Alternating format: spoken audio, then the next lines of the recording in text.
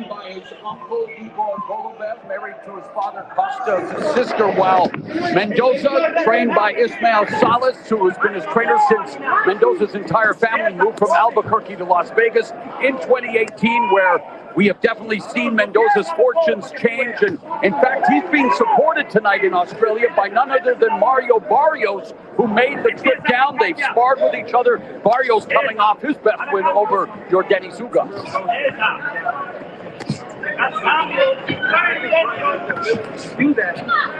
Beautiful jab right now from Mendoza.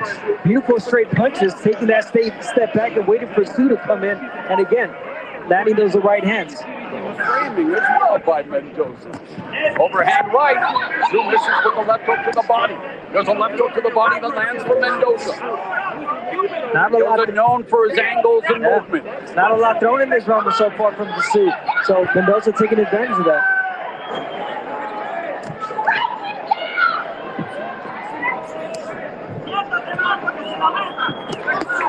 Nice combination by Tszyu. Jab to the body, right hand upstairs. Back comes Mendoza. You know, both these men are capable of being good combination punchers, even though they don't throw a lot of volume. And we're seeing little signs of that. Triple jab from Mendoza. A little more accuracy, precise punching and volume on both sides. But again, being more effective right now, Mendoza. But again, when Tszyu lets his hands go, I mean, they're really lethal. Yeah, they both, again, throw below the division average in terms of punches thrown per round. Tszyu usually throws a lot more. And Tszyu normally lands about 40% of his power punches, everything other than the jab, which is a very respectable figure. And tonight, he's not quite there, I don't think, yet, but he's starting to set up those power punches.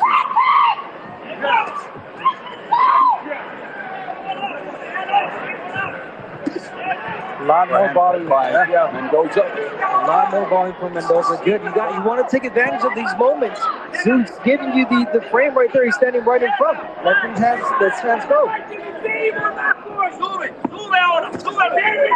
here comes the pressure from Tszyu.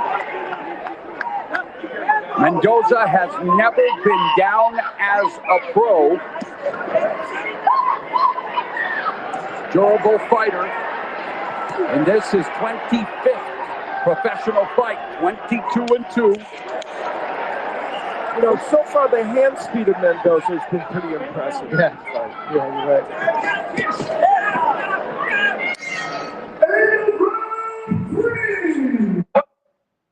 Tired of the mold.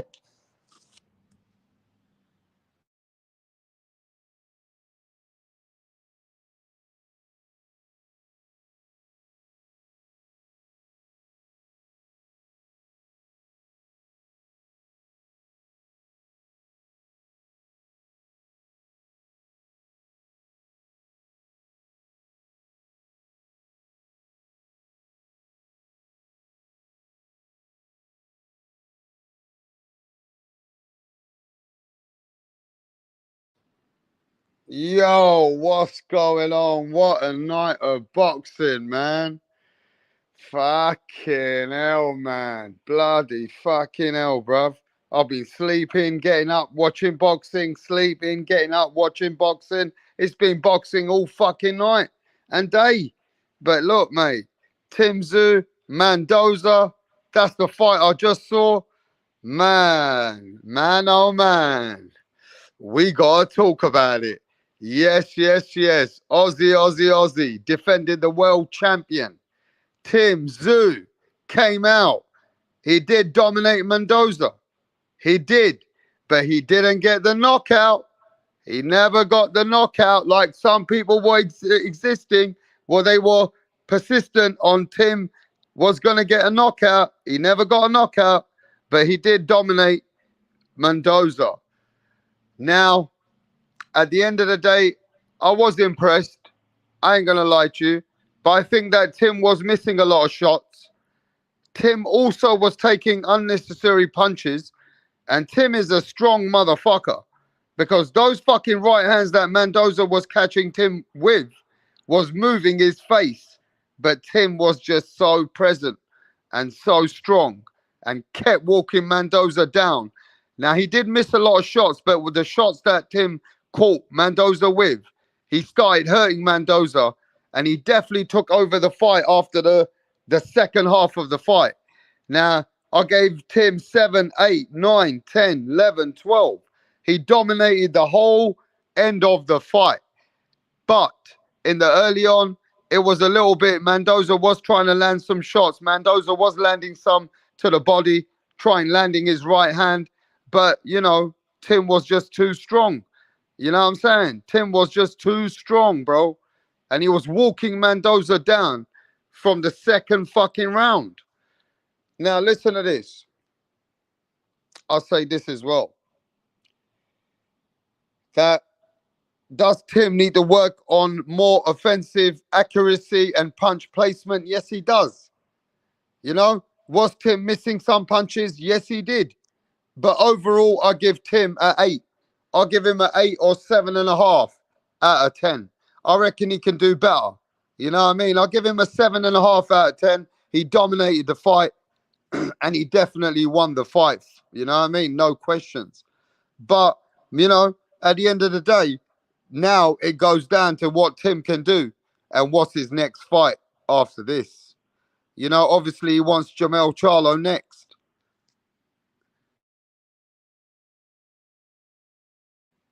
Obviously he wants Jermell Charlo next. You know what I mean? But yeah, man, I had Tim winning about 8 rounds for sure. Tim definitely won 8 rounds, but it's the way that Tim won the rounds. And if you noticed, he had an aggressor like Mendoza going on the back foot from the early go. Mendoza was on his back foot. He was constantly moving on his back foot. Tim was the aggressor. Tim was the guy pushing Mendoza back.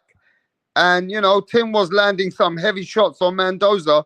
I thought they were going to stop the fight. Mendoza was taking a lot of shots at one point, especially in the later championship rounds. Mendoza was getting walked down.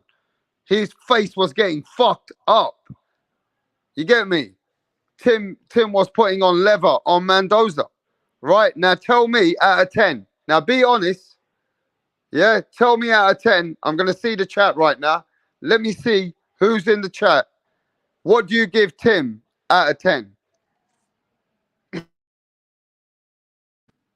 What do you give Tim out of 10?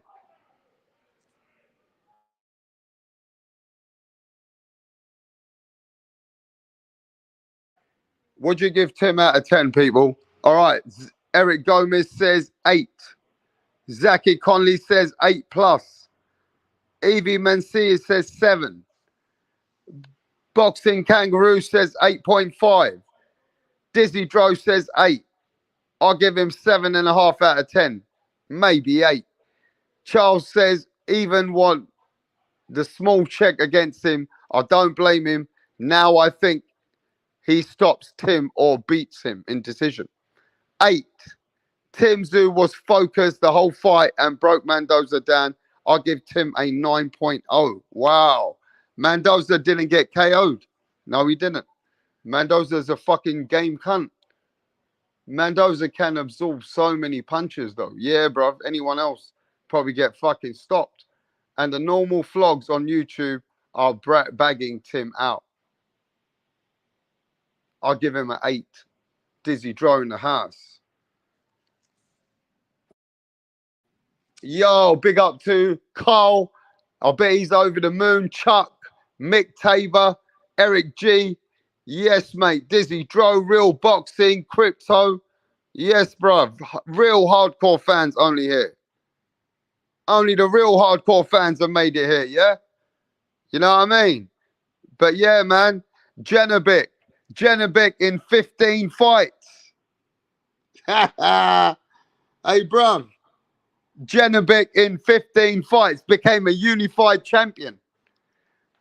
And on paper, Janibek's done more than Jermell Charlo and Lara and Boo Boo Andrade at 160. He's done more than them right now. Bruv, this guy on paper is a unified champion. A unified champion. 160 is looking a little bit, you know what I mean? But Janibek, bro, I'm just saying, man, Janibek is a unified champion. Wow. Yeah. He stopped Gualtieri. I think it was 6-7 rounds. He stopped him. But look, man, Janibek on paper. Now Janibek wants to fight. You know what I mean? He wants to fight Lara and Jamal Charlo.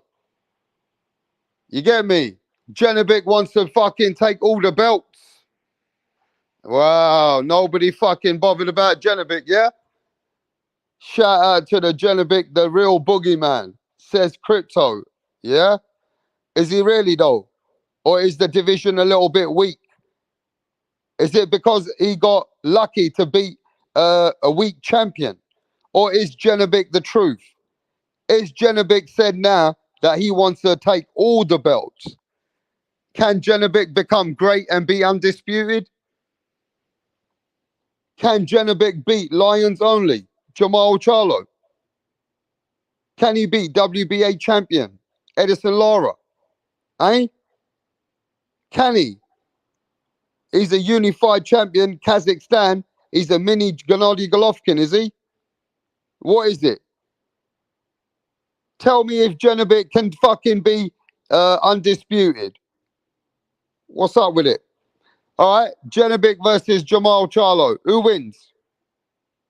Come on. Janibek versus Jamal Charlo. Who wins? Jamal Charlo wins or Janibek, the Kazakhstani? Only 15 fights. Is he the truth? Is he the truth? Charlo versus Janibek. Who wins? Come on. Talk that talk, bro. Charlo versus Janibek. Who wins? Charlo. Lions only, yeah? Janibek versus Tszyu soon. Jamal sucks against Southpaws. Janibek. I need to see more from Janibek. Yeah, exactly, right? Need to see more from Janibek as well. But you guys were cursing out Andrade for Janibek. But you guys were cursing out Andrade for Janibek. Exactly.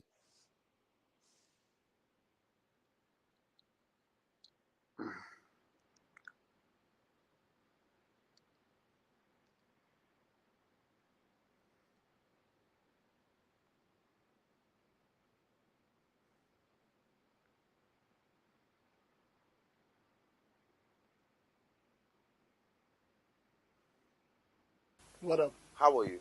I'm great. Can we meet you? My name is Tunde Tupac, aka the Rap Killer, Tunde the Tupac. Rap Flexer, kill them all. Your Rappers. name, your name. Your name is Tunde Tunde. Tupac. Tunde Tupac. You can write the Rap Killer there. But Tunde is your It's name. okay. Yes. Okay. Thank you. Tunde, with your dressing, I know the kind of song that you're about to present. Yes. So you want to tell us about it? Just rap game. I kill the rap game because the haters want us No, down, no, but they're not gonna get us. You don't Calm need to down. tell us about the haters now. Rappers, right? You're a Yes. rapper. Rapper. Good. Let's hear you. Check it. Ha ha. Check it. Ha ha ha. Check it. Check it. Check it. I rule everywhere. I rule. They want to take me down, but they cannot take me down. Yeah. I rule New York. I rule Lagos to Atlanta. We go to Chicago. Check me out. Check my game. My game is tight. All the haters, I shoot them in the brain. Boom, boom, boom. I've been around with my guys, 50 Cent, Tupac, Biggie, Snoop Dogg. We're all in this game together because I kill them all. I kill Tupac and I kill Biggie. I kill them all because they can't contain my rap game. Hey! It's off the Wait, hook because I calm kill down. you all now. No, calm down. You killed? You killed who? It's just a lyric. Don't fear. Lyric. Your lyric Hey. will put you in trouble. You have to be very careful. You don't just go about saying things that you don't know. It's a rap game. That's how it is. Oh, okay. How old are you? I've been in this game for more than 20 years. How old are you? What's it? I'm 15 years old. What? Just forget my age. Just focus on how long I've been in the game. And you know Tupac. You know Snoop Dogg. You know By the 50 grace of Cent. God, we met in the States. Oh. Which state? Akwa Ibom. This guy. You're just a joker. You know what? Just go. We'll get Just- back to you. Maxi Huge, what's happening, bro? Maxi Huge in the building. What's going on? Anyway, Maxi Huge just fucking came in and jumped out. Don't know what the fuck happened to him. But yeah, man. So what's next for Tim Tszyu? Everybody impressed with Tim Tszyu's fight? You all impressed with Tim Tszyu's fight, yeah? Okay, there's Maxi Huge is back in the house. What's happening, Maxi Huge? Salute to Rap Stars. Salute to the panel. Yes, Maxi Huge. All those in the chat. We had a really good day of boxing, man. Yeah. Let's start off with the main event, right? The Tim Tszyu and Mendoza. I'm gonna tell you something. I think Mendoza gained a lot of new fans tonight in the sport of boxing, because you guys got to understand, right? We like fighters who go out there and go out on their shield. I had it 7-5 on my cards. Like I could see 8-4. Shout out to my brother Bodie. He said 9-3. I'm like, damn, 9-3. Yeah, 9-3 with two swing rounds, and I think those. Yeah, I think those swing rounds go to the champ, who was controlling the pace from round one. So ring generalship, I think, wins you those swing rounds. And, yeah, it's true, because Mendoza was on punches. the back foot. Mendoza was on the back foot while Tim was the aggressor. Yeah, but Mendoza. All right, so I'll be quick. So I think Mendoza came in with a great game plan in the beginning, and he was winning to me like the first 4 rounds. I didn't give him the first 4. And I thought his There's lateral. no way he won the first 4. I thought his lateral movement. I thought the first round was a toss up. I gave it I think Tszyu. No, was it? It was 1 or 2. It was Mendoza. I gave Tim the first round. I gave second round to Mendoza. I gave third round to Tim, like that. And I gave fourth round to Mendoza. Then I gave Tim virtually all the rounds after round 6 anyway.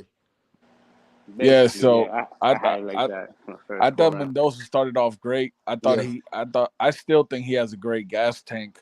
I think where his problem started to fade was that he was relying on the ropes too much, and he was kind of stationary at one point for Tim, and Tim was catching him with those power shots, man. I think like my rating for Tim today is like a 7.5. I think there's still things that he needs to work on. Yes. I think if he fights a guy who knows how to really use the whole ring and has some power as well, that'll be a little bit harder for him. Who's that guy at 154 that knows that? Well, I definitely don't think he's. I definitely don't think he's ready for Bud Crawford. I think Bud Crawford would probably. Yeah, but we're talking about 154 right now. Yeah, but Crypto, yeah, but you're gonna get your time. But Max, I gotta ask you this: who is it that you think this is just has my all opinion, the power right? at 154 right now? This is just my opinion. This is just my opinion. I think who is that guy apart from Crawford? So I think can Jamel Charlo beat him right now? I think the Charlo and Tim fight. If I had to put money on it today, I'll say Tim probably wins. You think? But I don't think it's it's more like a 50-50 fight. You know, but what if I mean? you say Tim really wins, then that means Tim is great. He can be undisputed. He could be, but I don't like. I like respect to Tim Tszyu and everything. I don't know. I just thought I think there's more to him. I just want to see if he could break out and like really. Maybe he was just too calm. Maybe that's what my problem. I thought he was going to be a lot more aggressive, like we typically see him in other fights. And Mendoza's movement really gave him problems in the beginning, in my opinion. You gave that fight. You thought that was a 7-5 fight. Yeah, I had a 7-5, but I could go 8-4. Why don't score fights again? Don't even fucking bother. I can go 8-4 though. No, because there was like 2 or 3 swing rounds I had. This was like a 9-3 fight. That's what Bodie said on the panel. Super generous 8-4. That's just 9-3, 10-2. 2 rounds at best. Yeah, literally, I had it 2-2, and then I barely gave Mendoza another round. I sort of checked out in the last round. Maybe people were saying I thought Mendoza won the 12, man. Yeah, but then, to be honest, that round didn't even matter. Like it was over. The fight was over. Like, yeah, Carl. I've seen some fools talking it was a close fight. Tim Tszyu emptied. I don't know what the fuck they're watching. The guy Well, I'll say tried to this. fucking Last knock thing him I'll out. say is Man, I Tim bet was putting leather on fucking I Mendoza like I crazy put Tim after to a win by while. decision, and I made some money tonight. So there's that. So Yeah, but I would say this though, Max. Mendoza was getting a beating put on him after, bro. yeah, Got the man. dog shit kicked out of him. His whole face was mashed up, Max. He got a chin though, man. He got a chin. You got Yeah, to he give him has that. Yeah, got a but that chin. don't mean anything. Anyone can have Rap, a chin, rap. Can I say especially this when you about get Tim Tszyu? Nah, shit you beat can't say out of you. that, Carl. All You right, go can't on. say Let's that, go to brother. crypto. Then we're gonna go to Carl, Mirage, Yep. everybody else in the chat. All Let's right. go. Go on. All right. I just want to say this about Tim Tszyu. First of all, Mendoza came off probably one of knockout of the year versus Fendora. The man has very explosive power, and he has good legs. He could set up angles. He can set guys up. Now you see why Mendoza is Mendoza. But from round 1 to 12, Tim Tszyu was calm. The whole fight had him on the back foot. And his defense, but they don't give Tim Tszyu credit for his fucking defense. The man was rolling with those right hands, taking a lot of sting off of those Mendoza right hands. Abner Mares was over there fucking hyping up Mendoza any chance he got. But all the quality punches in this fight, most of them came from Tim Tszyu. And fucking the power shots, come on, bro. He was breaking this guy. I think he showed a lot more wrinkles to his game, and I think a lot of fighters are going to struggle with Tim Tszyu because he has a very strong stance. It's going to be hard to really hurt Tim Tszyu or put him down without him. Oh, Tim Tszyu got a fucking chin now. I can say that. Tim Tszyu took punches in his face clean, and he still kept coming like a stalker. So I do say Tim Tszyu's looking to me, he's got a chin. Like he's got nice little, he can take a punch. But yeah, that's not a good thing either. That leaving himself open like that to take punches like that, he should. I mean, every fighter's gonna get taking punches. Yeah, exactly. That's what I feel like. You're gonna He's gonna take get hit in punches. a fight. That's what He I took feel some like. clean punches, Tim did, but he kept coming forward. I feel like Tim Tszyu, sometimes certain fighters in certain styles, your offense is your defense. He has enough defense and enough in and out. He gets in and out that pocket pretty well. There was times Mendoza was baiting him, and he would reset, and you see him bend down and come out the pocket and not fall into the trap. To be honest, Crypto, I think what killed Mendoza is when Mendoza did catch Tim a couple of times clean with his best shot, and Tim kept coming laughing at him. That kills a fighter inside mentally. Like Tim's good at trying to, he's got a poker face as well. He keeps coming, keep coming. Yeah. That mentally breaks you down, not just physically. And that's what I feel. A lot out of you. I feel like he implemented his game plan from 1 to 12 and executed it beautifully. And Mendoza just never got comfortable in the fight. He seemed very erratic at times, like he was trying to make a brawl happen. But Tim Tszyu just kept stalking him, cutting off the ring, slowed the pace down, and beat him into submission. I said 10th round knockout for Tim Tszyu, and he almost did that in the 11th. All right, let's go to Carl. Carl? Oh, thank fuck for that. I've been listening to you cunts. I've been listening to you cunts fucking dribble. The kangaroos are jumping up and down. Everybody's going crazy. What's going on, Carl? Fucking hell. Thank fuck that's over. Jesus Christ, that was painful to listen to you pair of cunts. Listen, Tim did what he had to fucking do, mate. Tim owned that fucking fight. Tim fought his fight. No one else's fucking fight. Tim fought his fight. And from round 5 on, man, Tim just showed that there's levels in boxing, mate, and Mendoza ain't on that level. Mendoza's got a chin, and that's about it. Tim busted that cunt up. Tim parried that jab. Tim kept him at distance, mate. Tim controlled that fight beautifully. As soon as Tim got into his gear, into his rhythm, he just took over that fight, man, and he was landing beautiful combinations straight down the pipe. Beautiful uppercuts. Fucking, I'm finding it hard to give Mendoza 3 rounds, mate. I really am. I think it's a 10-2, 9-3, like a very dominant display. Like, I don't know what more you can ask from a guy except for knocking the dude out, but the dude's got a hell of a chin. I'll give Mendoza that. He's got a hell of a chin, but he's just not on the level. He's not a world-class fighter. And people who think fucking Charlo's fucking all that in a bag of chips, go watch some of his fucking replays, mate. Go watch Charlo would have got knocked out tonight. Charlo would have got knockout. Man, Easy. Mendoza never got knocked out. How would Charlo get knocked out, bro? Charlo was. Max I'm is telling right, you, Rap. man. You I'm guys are telling getting you, a bit he too would not. overhyped. Nah. I'm Charlo telling wouldn't you, have Rap. got I'm knocked from out, though. I America, would have Rap. I'm said from Tim can America. win, but This Charlo ain't nigga getting knocked out. Charlo Charlo will never get got knocked knocked out out. against fucking Canelo. So Charlo knows how to survive. He Let's took not a knee cap. and ran.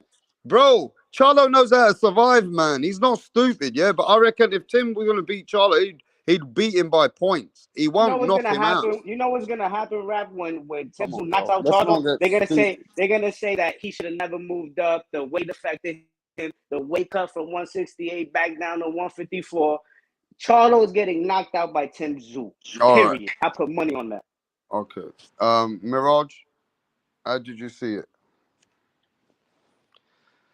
Yeah, similar to Carl. Like, yeah, after from the 5th round onwards, hard to give Mendoza a round. Maybe one round, 9-3, 10-2. Anybody who had a 7-5's a fucking retard.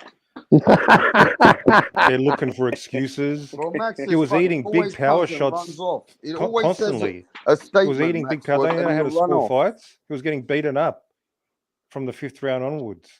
Tszyu was he was patient, methodical, and very strong. Yeah, so yeah, he did the business. Yeah. I think if anyone doesn't legitimately think Tim Tszyu is a fucking 7-5. threat, Who said 7-5? fucking Max. I've seen others as well in other places. Some idiots had it a Max draw. Watching Mirage? He said 7-5. Maybe he was smoking some good shit or something. He was on something. But yeah, I don't know how. I mean, that's when you're looking to give people rounds. You're looking at excuses. You know, that's all bullshit. Forget about that. That was a very They must have been listening to Abner Maris because Abner Maris was just only talking about Mendoza the whole fight. Yeah, that's that's not biased. That's biased. I mean, yeah. I gotta give Mendoza this. Max He was is a game. peanut. Mendoza was game. He didn't want to get stopped though. I mean, like you could see he took some licks in that fight, and Mendoza was game too. Like he was trying to, he wasn't looking to quit, bro. He's got no He's quit. tough. He's definitely a tough guy. Tough dude. Yeah, and coming in hostile territory, he took a beating, but he went out like a, with his head up high, really. You know what I mean? Carl, so you're totally impressed? So what are you guys, let's be honest now, as boxing fans. Mirage, I know you don't like to be a fanboy. What wasn't you impressed with and what can Tim work on? What can he work on? I have to. Maybe he started a bit too slow. Like the work rate was a bit sort of low. I'm not sure against like a more of a boxer with better feet. He might find it difficult. That's the only thing. Like because to get his output to a proper level, like the punch output a little bit. Like he was never sort of got out of third gear sort of. So I don't know if that's just the opponent. That's sort of mainly, I think. I don't have to look at it again closely, but it's something. Yeah, defense looked okay as well, but it looked good. Just the pace maybe. What do you think, Carl? You're the big Tim fan. Carl, what was you think anything Tim needs to work on? Tim kind of like punch placement maybe, or is there anything else better jab? What would you feel that Tim might need to work on? Carl, what the fuck you doing, Carl? Well, Carl's gone and have a wank at the moment over this what's it called? Maybe more of a jab. Mirage, did you go to the arena? More of a jab, maybe as well. Hey, Max no, it was a different state. It was a different Mirage, state. someone said on a panel that you went to the actual arena. No. No, man, that's a different state. They said you were selling water in the arena. Oh, funny, man, hilarious. Well, anyway, look, overall, Tim Tszyu, yes, we're very hyped. Yeah. When did you have it though, Rafstar? Did you have it? I put money on this fight, so I had it by decision. I won tonight some money, so I don't know what you had it. You thought he was gonna get knockout?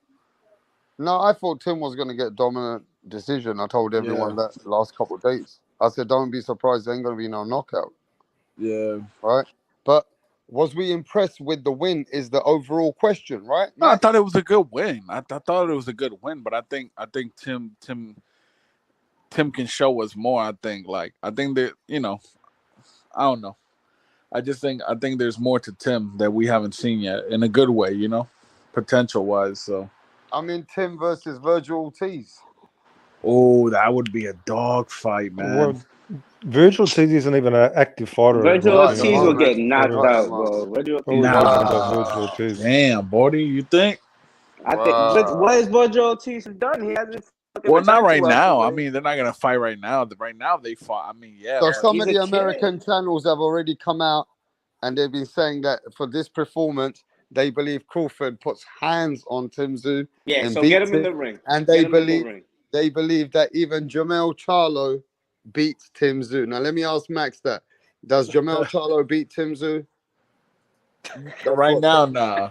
Not right now. Hey, listen, that's what some of the channels are saying, bro. Nah, Charlo. How about this? Ask people: Does Castano do anything to Tszyu in a fight? Castano?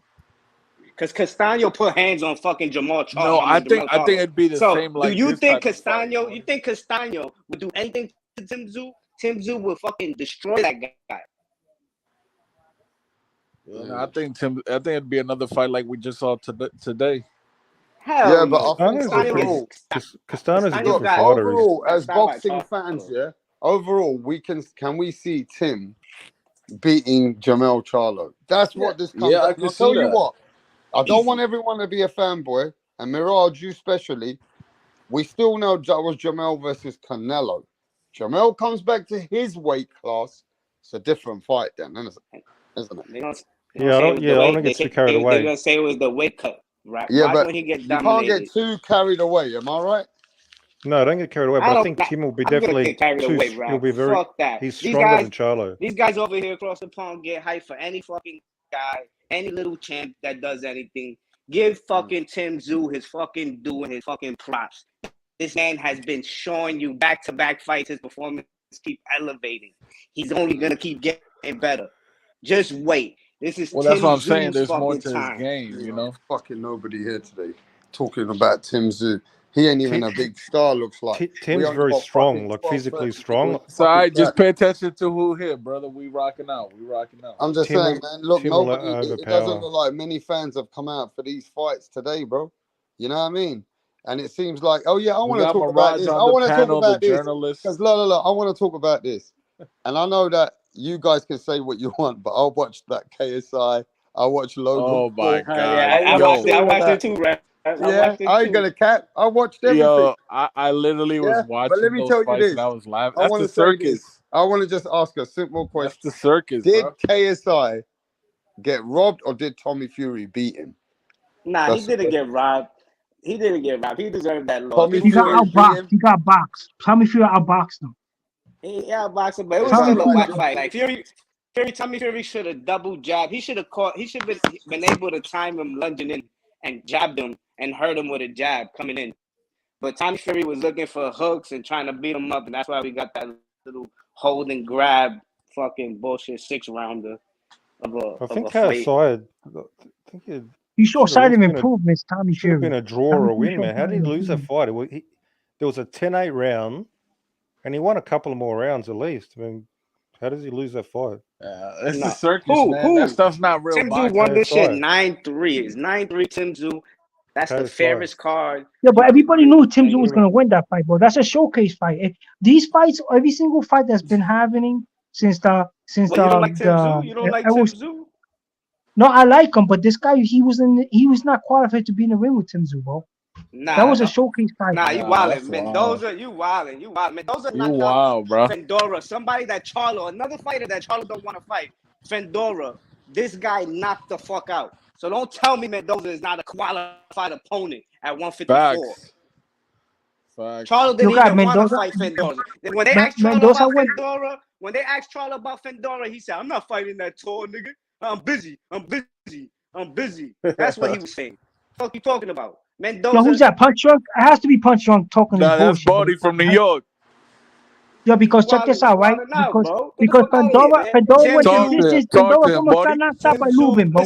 Then Pandora. Tszyu is the I'm fucking not king even of talking over this guy, 154 right now. He's the real king. Go see Tszyu. Yeah, I'm not gonna be talking Anybody over this that want to dude, make bro. a name, guess This what? dude talking You talking bullshit. shit All these about guys talk Mendoza? bullshit, bro. You talking shit about Mendoza? Mendoza would beat the shit out of Lubin. How about that?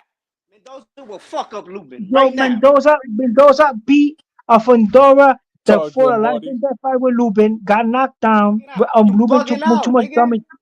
Then he went the distance with Carlos Ocampo. Well, what the fuck you talking about? He went the distance with Carlos Ocampo. A guy that gets knocked out. Way to this position. He has knocked out of the year over one of the biggest names at 154. Then Mendoza came out of nowhere. He beat a sharp one, the skill deteriorated Fondora, and then they put him with Tszyu. They put him with Tszyu, and Tszyu starched him, bro. Tszyu beat that man to have. That man took a beating. Yo. That man took a beating, bro. Yo, I can't talk over this guy. Yo, Rapstar, you gotta control these guys, bro. This is not smoke free fighting, bro. Yo, check this out, right? That guy took such a beating that they saying that, in my opinion, also, and the people are saying, hardcore people are saying that guy should not fight again, bro. Mendoza's just done, bro. Mendoza is cooked. Shut up. Mendoza's not done. He's gonna come back and get another fight. Yo, Mendoza is cooked, bro. He got cooked. He got cooked. Before that, he had knocked out of the year. So just, I don't know what the fuck you talking about. Yo, how you call? What's the other guy's name that went today? You know what? Like I said before on your channel, Rapstar, and everybody heard me say yesterday. The guy that's putting everybody on notice is that dude right there, Janibek Alan Canuli. Janibek Alan Canuli, bro. We ain't talking about 160. Yo, it's all the middleweight divisions, bro. He's putting 154, 160, 168 on notice, bro. That is the man that you gotta go to. It's gonna be Janibek Alan Canuli, bro. Alan Canuli just punching power and alone. I'll favor fucking Tszyu over Janibek. How about that? Yo, I go for Alan Canuli, bro. I think he will knock out Tszyu, bro. I think he knock out Berlanga. Yo, Berlanga and him are the only dudes that got the punching power. Yo, dude, you guys are saying, yo, man, I'm gonna have to talk to Berlanga today, bro. And I'm gonna tell Berlanga to stop. Tell Berlanga to stop fucking hanging around rappers. Tell that nigga to stop putting, give him a fight. Yo, you guys are just hating because he's walking around with some Vachalones that you can't afford. That's it. You just hating because he got some luxury glasses. Because he's a millionaire. Who's coaching Berlanga, huh? Yo, dude, I'm just wait, bro. This dude is very close. He's around the corner. I'm gonna start talking to. I'll probably see if I get him in Rapstar's channel, so you guys could start, so he could see what the fans ask him the questions and see what he could do. You know what I'm saying, to improve his fighting. We are the fans. You talking about ask the fans? We are the fans. Yeah, because you hating, bro. You hating, bro. You don't like him because he's a part of the I like Berlanga. I like Berlanga. It's sad that other people. So why you talking shit about him though? Why you talking shit about? You know Berlanga could start all these dudes, bro. He done something. Yo, Berlanga could hit, bro. Berlanga could hit, bro. Relax. Don't bring Berlanga Janibek and him are the hardest punches, bro. I don't know what he brings. Yo, Janibek, Swagman, Campfire. Yo, Janibek Vincenzo, I'm punching power alone. He won on a show and still got knocked out. Yo, Vincenzo went on a show and still got knocked out. He was an MVP champion, still got knocked out. Matilda with me. That's the problem, bro. These fight channels, I can't wait to get my own channel, bro. I'm just gonna be streaming on my channel only, bro. Sing Matilda with me. All I know is 10-2, 9-3. Tim is a fucking weapon at 154. Charlo, get your balls out of your wife's fucking purse.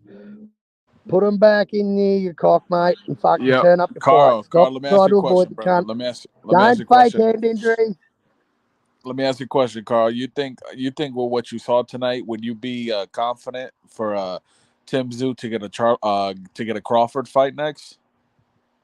Yeah, I think it's a good fight, man. Yeah, that's a good fight. That's a totally different style that he's got a that'd be a tough fight, brother. That'd be a tough fight.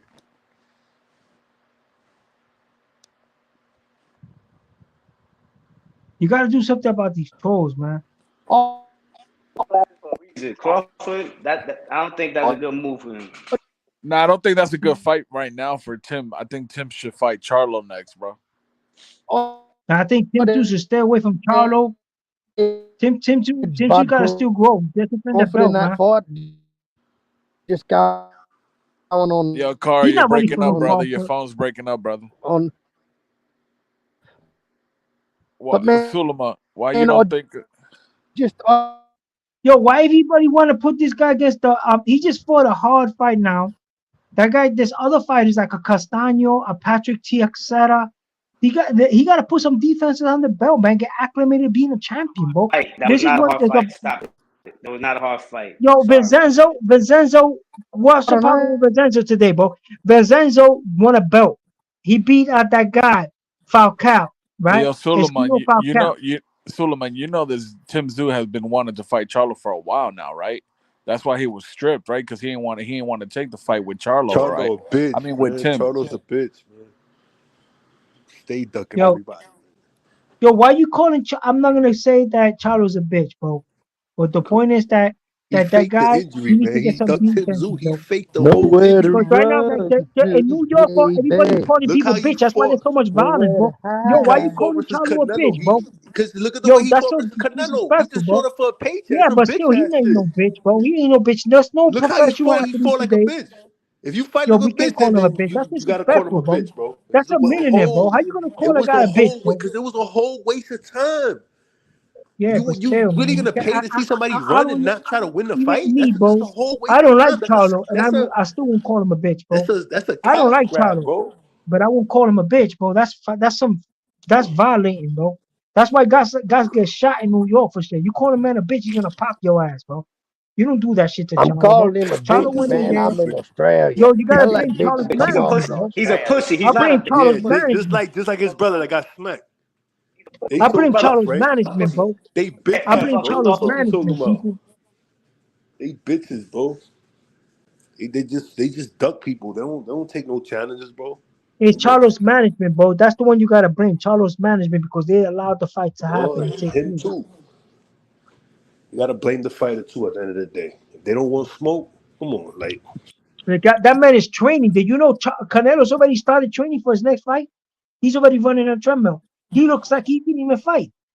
That guy, the punching power of Charlo, it was way overhyped, bro. It was way over the hype. Like right now, this fighter, Mendoza, he wasn't qualified to fight no Tim Tszyu, bro.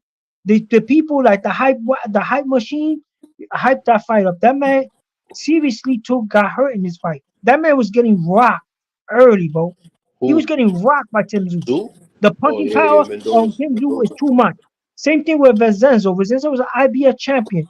Vincenzo should have defended his belt. When you say Mendoza don't deserve the fight or shouldn't have been in the fight when he knocked out Fedora, you seem to keep forgetting his reasons.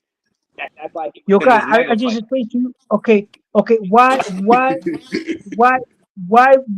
I say that? Because Fedora, he fought a life and death fight with Lubin, right? The reason that fight was stopped, Lubin was winning that fight. The reason Lubin even dropped Fedora, the reason Lubin lost that fight was because of his injuries. Okay, he got TKO because of his injuries. It was a Fedora. How you gonna say? Yo, let me people talk, bro. The Hacker Hunter Outlet. Yo, I swear to God, when I get my channel, bro, I'm not gonna have you guys in my panel, bro. I'm not gonna have trolls like you in my panel talking some bullshit, bro.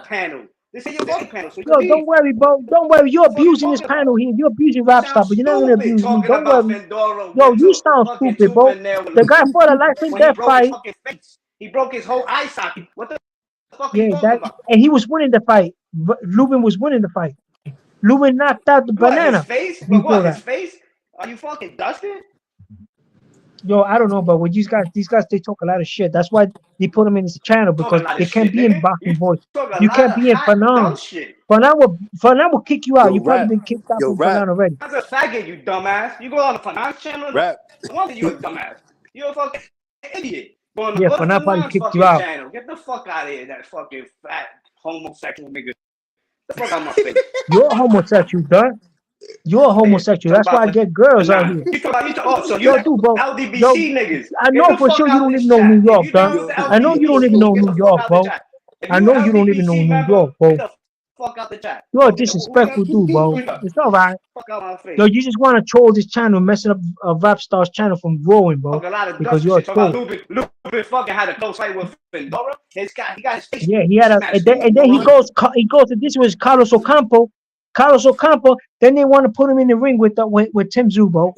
And there's other fighters that want to fight Tim. Go over to Fernando's channel. Go to Fernando's channel. That faggot ass channel. Go over there. Yo, he ain't no faggot, bro. He got a Jewish doctorate. He got more money than you. He got a Jewish doctorate, bro. I got Bitcoin, stupid. He don't got more money than me. I got Bitcoin. You don't even know what a Jewish doctorate is. I got assets, nigga. You don't know me.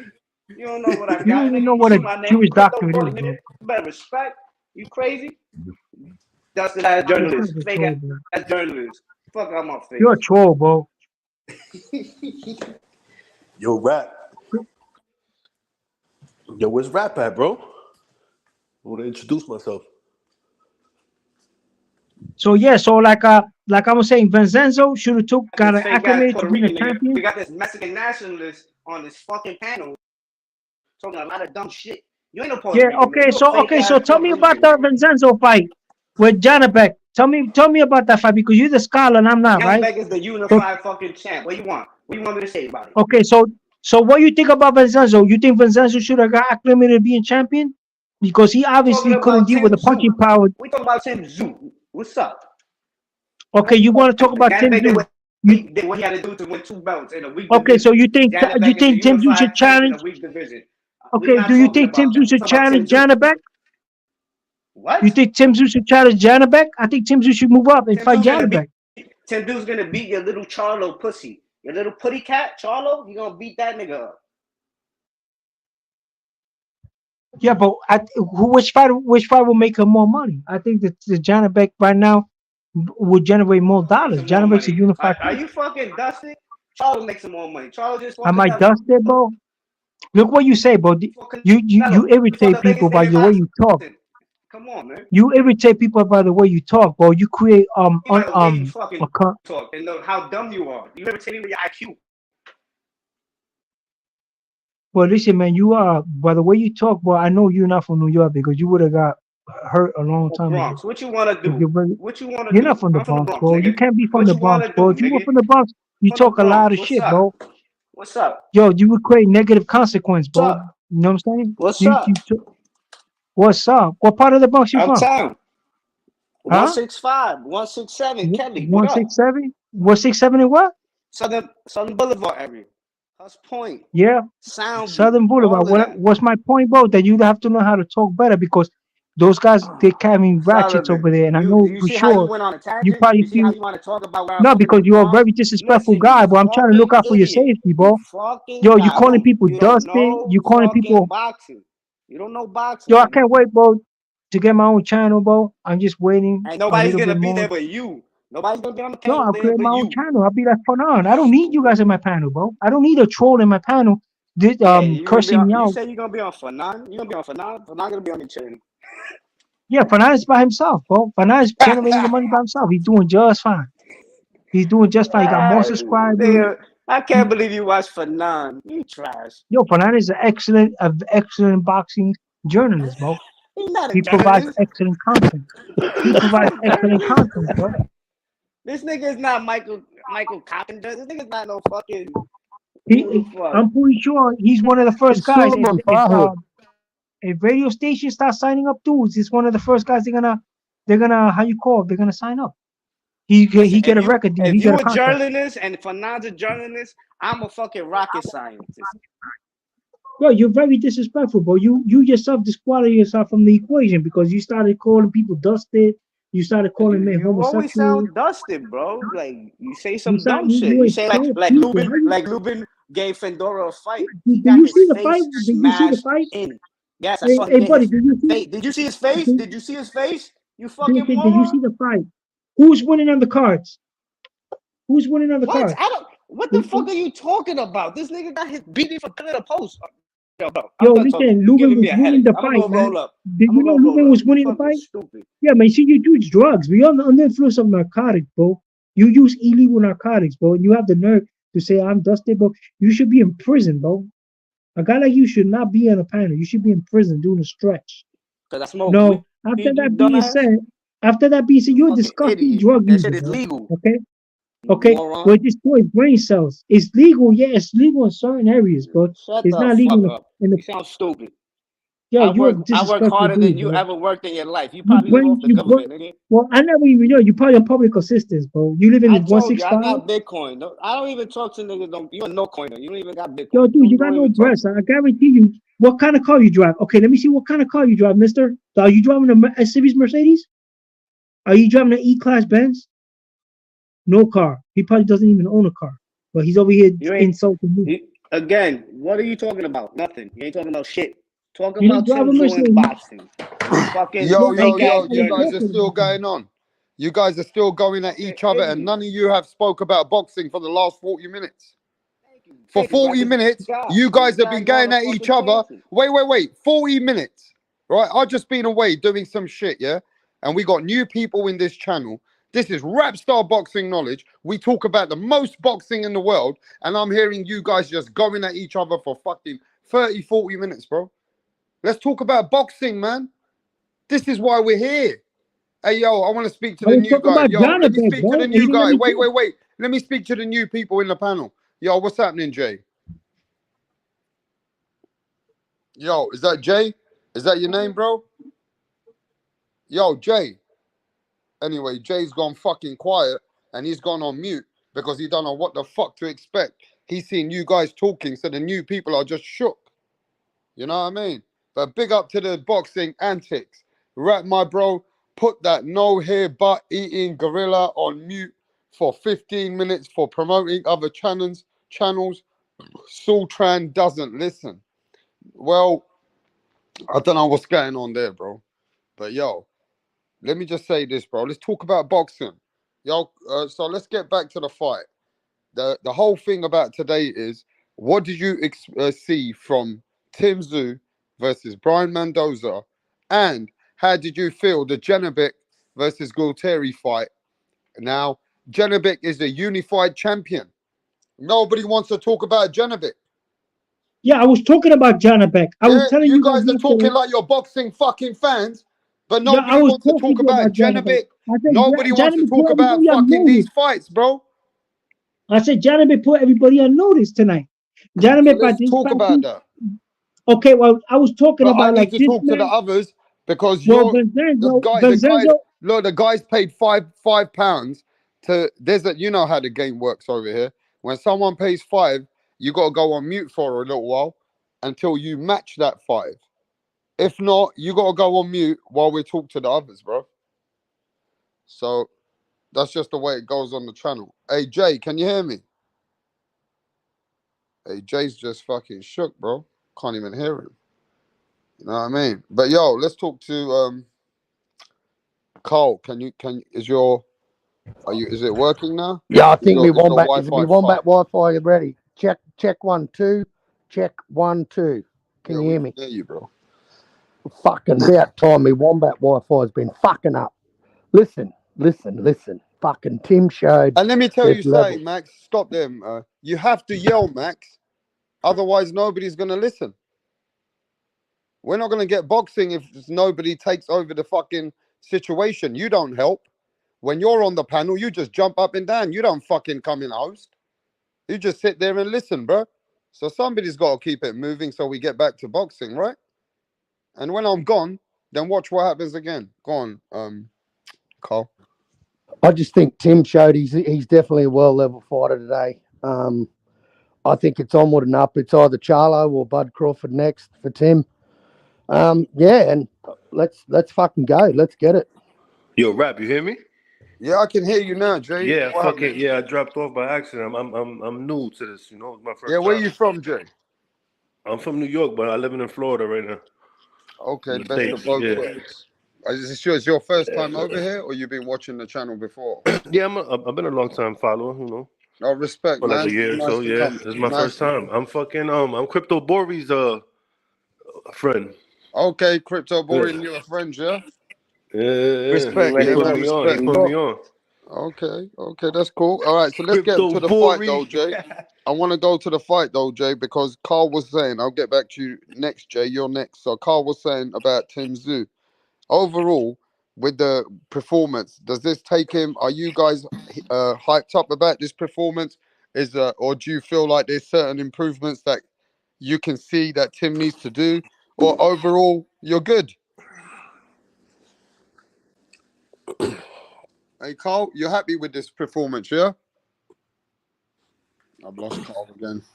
I don't know what's going on today's chat, man. Everybody's taking too much drugs. Jay. So, Jay, Wait, what do you listen. think of today's fight with Tszyu versus Brian Mendoza? I thought the fight was it was one-sided, more so by like the damage and not so much the points, because by points I had it like an A4 type of fight, but I just thought Tszyu's rounds were like a lot more one-sided. His punches had more like, I mean, he wasn't really his volume wasn't really that much. Like, he doesn't really let his hands go too much, but when he does, is very effective. He looked very strong. His defense got a little bit better. You know, I didn't really see too much damage on his face, so he wasn't really taking flush shots like that. He got hit a couple times, but, you know, nothing too crazy.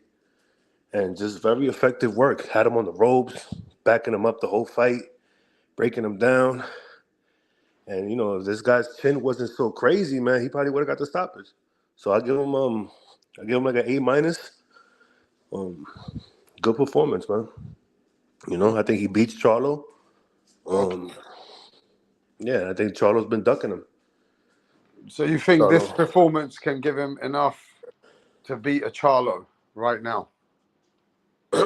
Yeah, I would favor him to beat Charlo. Definitely. By stoppage, actually. You know? Okay. I mean, that's cool. I mean, you know, if Charlo shows up to fight like the way he fought against Canelo, then he could probably survive. But if he fights Tszyu like that, then that would be pathetic. Because, you know, back-to-back fights like that, just not doing nothing, barely, you know, it would be embarrassing. So what did you think about? Did you watch the Janibek fight? Yeah, I'm really impressed by Janibek. What did you think about Janibek? He was doing a bit of shoulder roll. He's only defense is like quick, half of the body. He only gives you half of his body sometimes. I mean, Janibek got his own style. He looks like he's got some power. Janibek looked like he got some good power. The uppercut is crazy, bro. Yeah, I mean, but the other guy, I'm not impressed with the other guy, bro. He was made to be beat. And I feel like he was a weak champion. He didn't come to represent as a champion. Gualtieri did not come out to fight, bro. He's a paper champ. He's some paper champion. And look, man, Janibek after 15 fights is a unified champion. You know what I mean? 15 fights, but who has he fought? Is the division weak? And Janibek said he wants to get all the titles, which means he's looking for the WBA and obviously the WBC, Jamal Charlo as well. How do you feel about Janibek, and can he become an undisputed champion at 160? Who's the other champion? Lara, right? Lara? Yeah. Yeah, it's wide open for him, man. I don't know. Like, how long?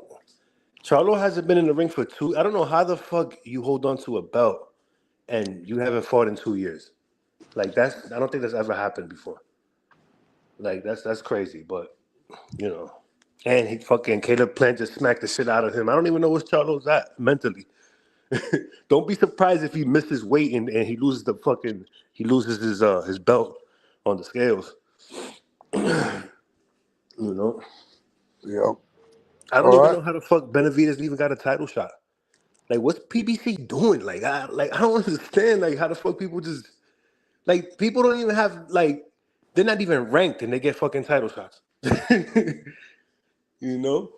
Kind of like a fucking Rolly Romero at 140. You know how he just fucking randomly gets a title shot just because he's fucking, you know, because it's his promoter or whatever. But, you know, there's a lot of that going on.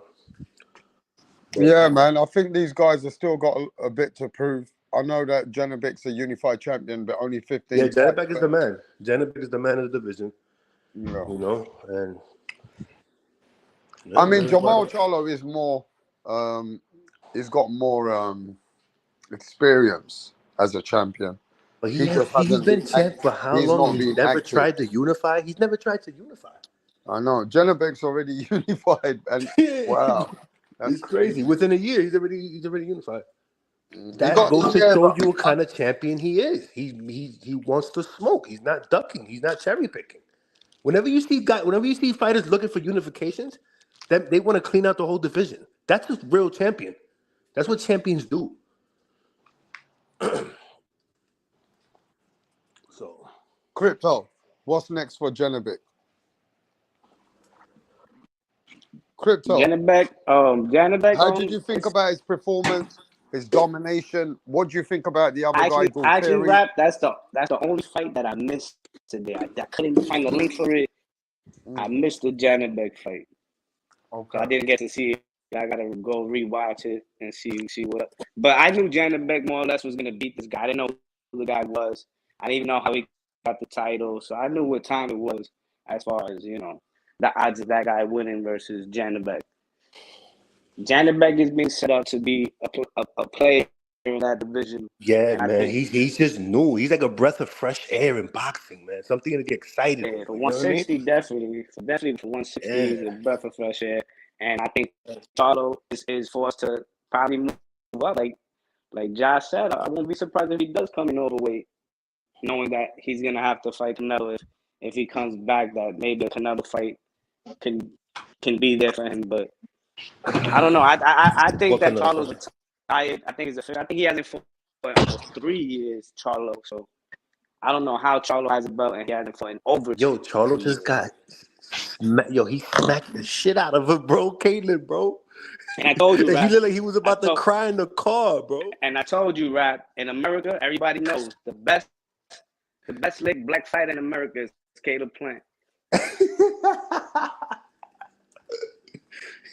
Yeah, but Janibek showed a lot of power. That guy was using a shell and still got knocked out, bro. People's gonna have to get used to his power. His power is awesome. He was just using one twos all night and still knocked the guy out. The guy's power is immense. Janibek hits very hard, bro. He's legit, bro. He's in the uppercut. The way he throws the uppercut from far too. Like, he was blocking the shots and still got stopped. Vincenzo still got stopped. He was blocking the shots and still. He was in the shell and still got knocked out. That guy hits real hard, bro. And they was asking him at the end of the fight, do you know that you was gonna knock out the guy because the guy wasn't returning no punching power, no punches back. He said that he knew the guy couldn't take the power, and he thought that the guy thought that Janibek was gonna get tired. He didn't get tired, and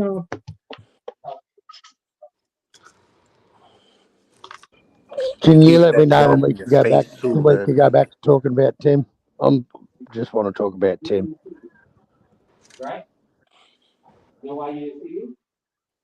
I just think Tim's fucking defense tonight was impeccable, was impregnable, and I think his shot placement was fucking spot on, absolute spot on. And the guy just improves every fight he has. Yeah, you can't say that the guy. I saw improvement. The guy just gets, as he steps up in competition, his skill set just steps up, man. And fuck, I just see that kid going places, mate. I got all my eggs in that Tim Tszyu basket for Australian boxing. Can you see him moving up to middleweight? Not yet, mate. No, not yet. He's too small for Janibek, right? I don't think he goes there yet. I think talking to Crypto I think he will in time. I was talking about a Janibek and Tszyu fight. That would be a crazy fight, man. Yeah, I don't think Tim wants to go to 160 just yet. I think he wants to see what the fuck Charlo's doing, and if he sticks around or moves up, or who the fuck knows what he's doing. But he's got 30. He's already got is it Madrimov? He's got a fight. The IBF gave him a Mando. Tim Tszyu wants all the belts. That's what he wants. Bring him his belts. Yeah, he's not leaving 154 for a while, man. Yo, but it's just Charlo's such a coward, man. He faked the whole injury, bro. He faked the injury. Yo, what were you telling me about Crypto earlier about that something with his hand? Like he was showing his Charlo, hand. it was a joke with the injury. He never had surgery. never had X-rays of a broken hand, and he's over here on the fucking All Access doing little acupuncture and massages on his hand like if he ever broke it. Get the fuck out Fake, my or face. like fake physical therapy and shit, right? Like, how the fuck, man? Like, it's bullshit. You know what? I don't blame Jamel. If I wouldn't want to fight Tim either, man. Fuck that. And that fight versus Canelo, that was a disgrace. Yo, he didn't even try to win. That He didn't was even try to win a bro. round. He didn't That even was try a to win a sparring match. round. No, he didn't. He didn't win a round. That was a glorified. He didn't even That was a try. That was a $50 million sparring match. It was. I hate when that happens, man. Like, what was the point of that shit? Well, it was a circus, mate. The circus was in town. Now the big top's gone. All the clowns have washed all the paint off their face. All these American black champs want payday without putting in work. Without putting in the work, they want paydays. Yeah, that's a fact. That's a fact. You got to stay busy, mate. I think Tim's activity says a lot for his style too. I don't think Tim's not going to be the type of fighter that's going to hang around till he's 40. Yeah, I think Tim's style will make him. He'll quit in his mid-30s. How old is he? He's like 27, right? 28? 28. Yeah. 28. Yeah, he's in his prime, man. Yeah, I think he's got 7 years, but I think he'll do a lot in those 7 years. He's like Canelo. Like, he's not like Canelo, but he fights as often as Canelo or more. And he just loves staying busy, man. He just loves fighting. He lives and breathes for fighting, mate. He's getting better and better. I see it too. I see improvements. Yeah, just his defense tonight. Like, you look at the guy's face. He was untouched. He wasn't taking any big shots. He was untouched. And that was going against a heavy hitter like Mendoza. Like, he knew Mendoza had power in his hands. And he was coming forward. He knew that. And he had that right hand. He kept that fucking right hand up, man. And that parried a lot of them jabs. That he made when I think it was round 4 or 5. I think it was round 5 when he started like going for the left hook. Yep. So he started throwing that left hook, and he had so much snap, like so much, like it was fast. It came out like a whip. I want to see Janibek fight. I want to see Janibek fight Carlos Adames. Can that fight happen? We're talking about fucking Tim Tszyu, mate. Shut up. Fuck's sake. Fuck me dead. We're talking about Tim Tszyu. Come on. Just wait. Just wait. We'll talk about it. We'll talk about him in a minute, all right? We're talking about Tim fucking Tszyu, mate. Now he's stepping up.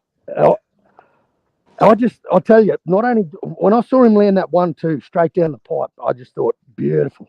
And he tagged him early. And you saw that he started getting that mouth. Then he started throwing the short right. He was getting a little. He got a little dirty too, though. He got, he was doing a little rabbit punching, a little bit of holding and hitting. Nothing too like crazy. He's from down under. They rough. Yeah, they are. They're known for that. Style. I don't care. You guys are known for that. Yeah, man. Yeah, and that's exactly what. Like Jeff Horn. Jeff Horn's a dirty. He'll get in. He'll use his head. That guy's super dirty. Yeah, he will. But you know what? That's the type of fighter you got to come up against. And people can say what they want about that. You gotta be rough. You gotta be a little dirty. If they want to hold, you gotta know you're gonna pay. If you want to hold me, you're gonna pay for it. That's it. It's a pro move, bro. It's like spitting your mouthpiece after you get a standing 8. It's a pro move. Like Navarrete did against Liam Wilson. When Liam Wilson dropped him, he got his standing 8, and then he fucking spat his spit and got a bit longer. That's a pro move.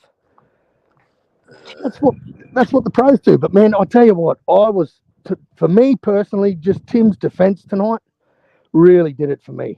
Because it was the one thing I was worried about Tim was that he leaves himself open. But man, he kept that right hand up. He knew that fucking Mendoza's left hand was gonna rain some bombs, and man, he did super well. He really impressed me with that. He's very economical with his punches, though. So that's what I was he's below average. Waste punches. He's not gonna waste punches. Every punch, he doesn't.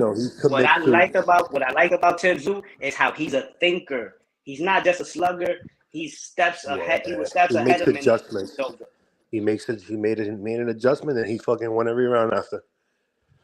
Yeah, I gave it 10. I gave him 2. I think after 4, it was even. I gave Tim the first round, and I gave Brian the second and third. Yeah, and then I gave the last round as well. I think Tim just probably punched himself. Yeah, out, I just trying to get the stoppage. Tim was landing nicer shots in that last round, man. Like just straight down the pipes, putting his splitting his guard. He bruised. Yeah, man. I'll tell you what, that Mendoza, what a hell of an opponent, man. What a tough motherfucker. He took Tim's best shot, mate, and didn't buckle.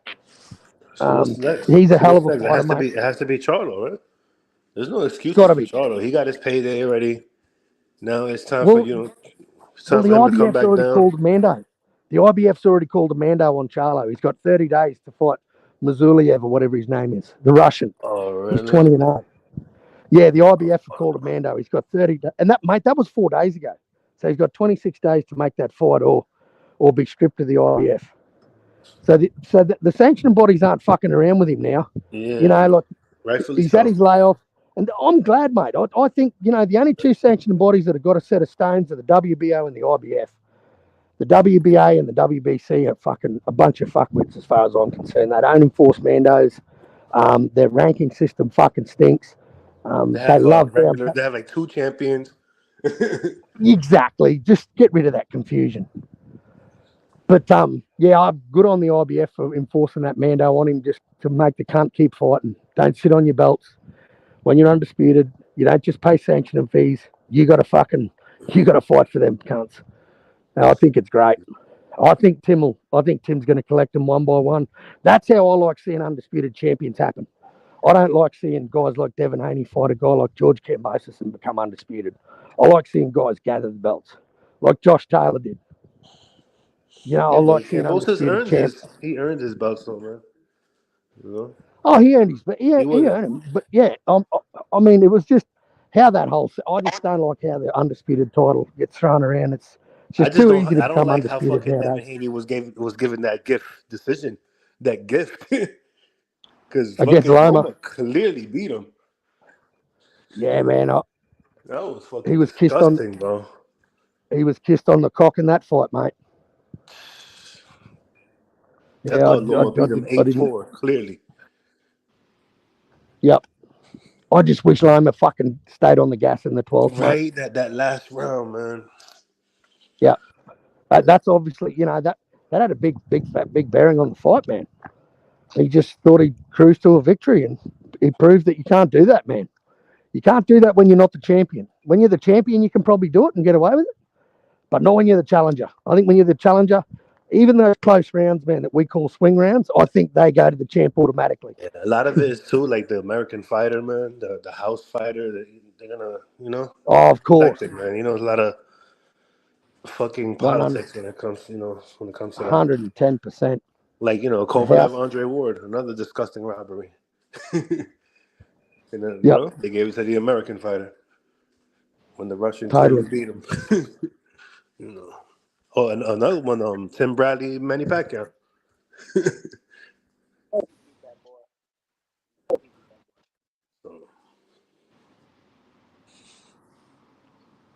So what's the next big fight?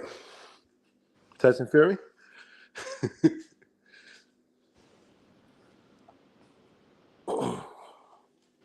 I like Prograis and Haney, but I think Haney's style beats Prograis, man. I don't know.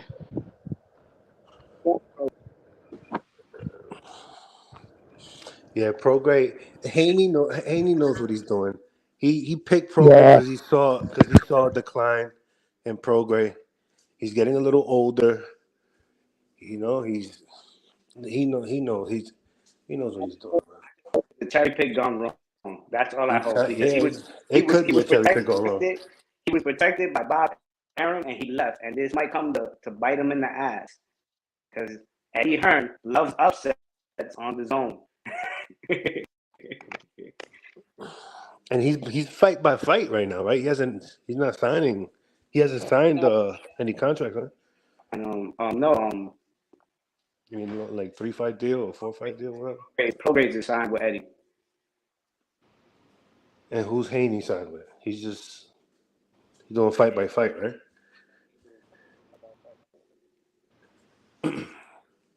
Yeah, but I think Prograis right now, what's his age? How old is Prograis? 36. No way. He's not 36. Yeah, man. No, he's not. He's 32. 33 max. Old.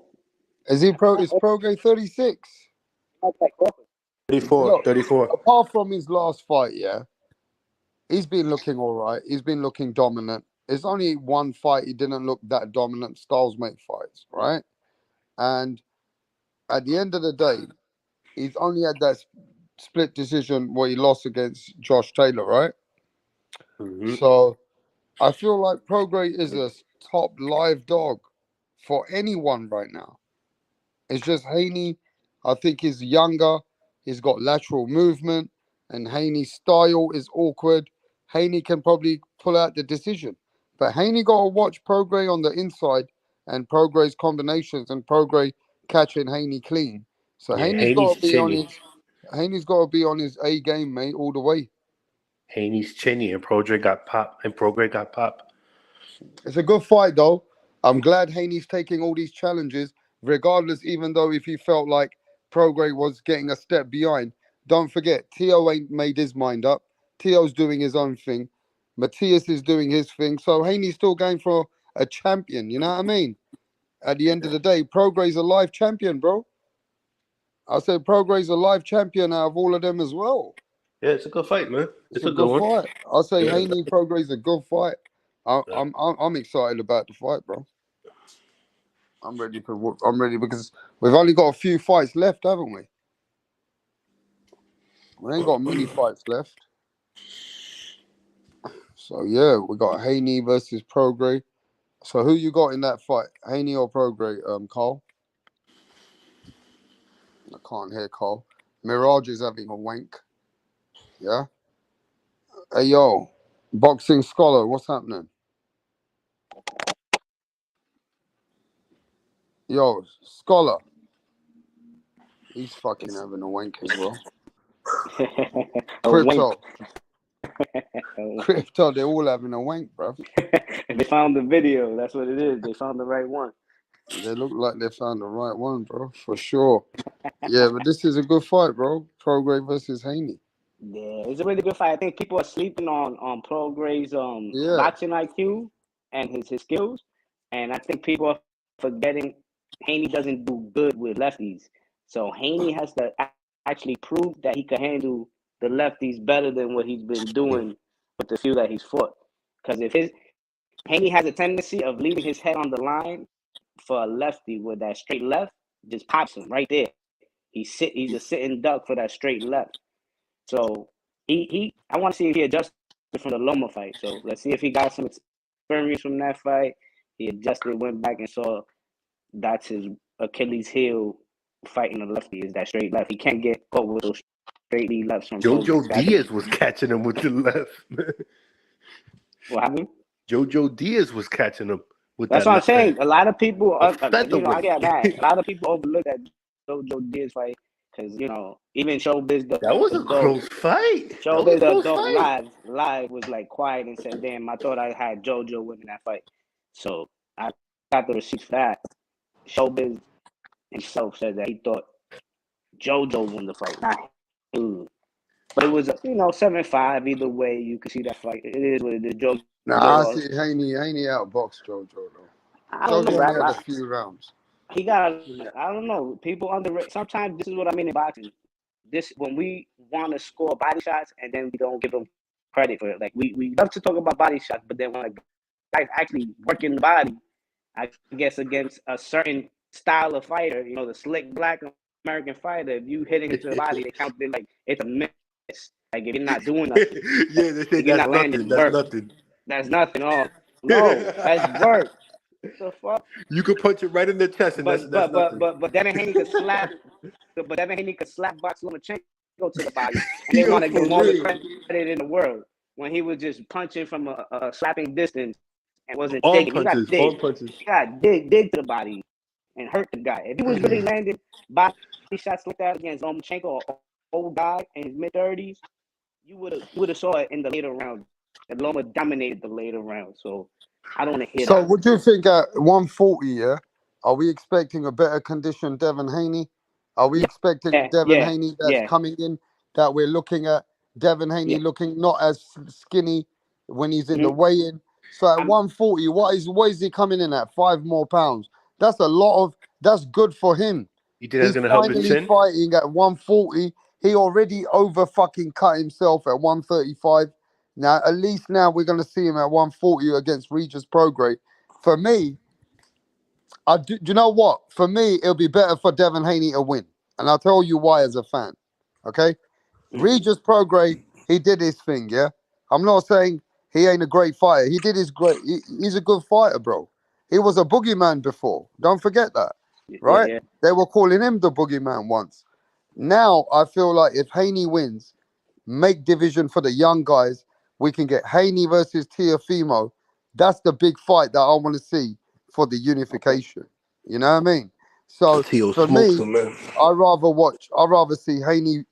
I'm edging for Haney to beat Regis, but I wouldn't be surprised if Regis beats Haney up, bro. I won't be surprised. I definitely won't be surprised if Regis beats Haney, bro. And they shouldn't be, rap, because I won't be like surprised. you said, he fought Josh Taylor in that Super Series, right? And that was the Super Series before Josh Taylor for the Ali Trophy. Yo, big up to people in the chat. Big up to Punch Drunk Boxing in the house. Oh yeah, get pound Punch for pound. Yo, put that pelagato on, bro. Chris, Benny Gutierrez. Yes, man. Yo, let me just say this, bro. What other fights are coming up towards the end of the year now? What other fights are you guys waiting on? We got Benavidez versus Andrade. Oh, that's a one-sided fight. That's an ass whooping. Favorite fighter. That's Matter of fact, I got a question, because who you got, Tyson versus Usyk? Because Jay thinks that Usyk is gonna smoke Tyson Fury. Man, I've been already telling everyone for the last 4 years on this YouTube that Tyson Fury beats everyone. Nobody beats Fury. And I've never lost a fucking penny on Fury. Everyone I bet on Fury, I've won all my money. So nobody beats Fury for me. Usyk can't do shit to Fury, bro. I'll tell you that now, for nothing. But I feel like that fight ain't gonna happen this year. He beat AJ, that fight's man. gonna happen next year, bro. About February or January or March, something like that. You know what I mean? That's a Super Bowl right there. That's a Super Bowl of boxing. Yeah, nobody beats Fury, bro. You guys are cat. You guys are out there in America, haters of Fury. 7 foot giant. They got too many haters over here, rap. Listen, 7 foot giant moves like fucking. Okay, look, watch this. Who moves better? Who's got better lateral movement? David Benavidez at 168 or Tyson Fury as a heavyweight? Exactly. Tyson Fury moves better than fucking people at 168, bro. He can fight orthodox, southpaw. He can lean on you. He's smart. He listen, that guy, now he's with Sugar Hill. He cannot just outbox you and make you look silly. He can fucking come forward and beat you up like a Kronks fighter. So ain't nobody beating Tyson Fury. Get that out of your fucking heads. Trust me, man. The Americans have got to live with it. That the Gypsy is the king of this fucking this era, bro. He's the fucking king. Yeah, but you got to admit, Greedy Belly did duck Usyk earlier this year. That was a legit everyone duck. had to do business, man. Look, you so fucking now don't it's see the business. hundreds of millions that he's making. So now it's business. Of course it is, because Usyk didn't want to do business. He did his own business. He went and fought Daniel Dubois. He didn't fucking give a fuck. Because he fought a mandatory, bro. Yeah, but that's what was going to happen. He had to do his business, and Tyson Fury wasn't going to have it. Look who Fury's fighting right now. We got Fury's the fighting fight. a non-boxer. Look, why is he not we fighting hating the on WBC everybody for business. mandatory? At the end of the day, look, what did Usyk do? For a fucking rematch, he went and took fucking 7 million when he could have earned fucking 20, 30 million with Fury. So who's an idiot? Usyk or Fury? Fury's earning 100 million and fighting him now. Yo, Usyk got knocked out by a body shot. That's it. Look, man, there's only one Tyson Fury. Now it's all about money. When the champion is fucking being a champion. Hey, listen, shut the fuck up, man. You guys didn't see what Daniel Dubois did to fucking Usyk? Usyk went, ooh, help me.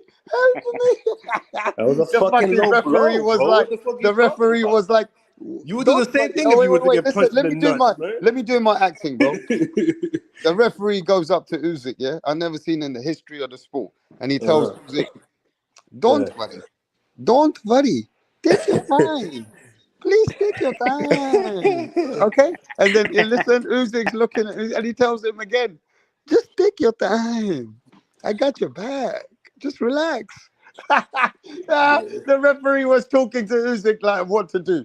Fuck that shit, bro. Usyk got exposed. The referee Usyk got was coaching exposed him, to the right? body, man. Usyk got fucked up, man. He's lucky. Daniel Dubois should have got the knockout. You cunts robbed us already many Yeah, that's times. crazy. You keep robbing You us all guys the are time, fucking bro. biased, You bro. robbed us with Maxi Hughes. You robbed us with all these people, man. You're robbing the Brits all the time. Fucking Yeah, they fakes. hating across the pond over here, right? They too much hate Hey, in anyway, America, let's right? talk about Keyshawn Davis. What do you guys think about Keyshawn Davis? I didn't even see it. Huh? Keyshawn, nah, I didn't I see think it. he's solid, but he's another guy that they want to give all this glory, and he hasn't really fought nobody. Like, relax, fight somebody. You're looking all right, but don't act like he's anything special. He's not anything special to me right now. He's a prospect.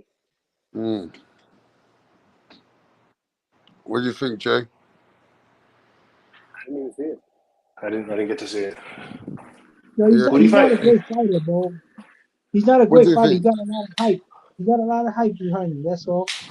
Keyshawn Davis, what it is, they got these little guys with all this hype and they want to make world beaters out of them. It doesn't work all the time. The guy's not that good. Keyshawn Davis, he lost. He got his first L.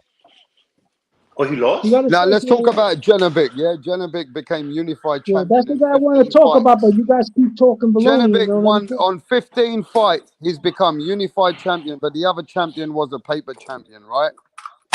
He wasn't a How paper good? But champion. Janibek says he wants to beat everyone and take everybody belts. Can Janibek become undisputed? Yeah. Yes. Yes. The only guy that gets in his way is Carlos Adames.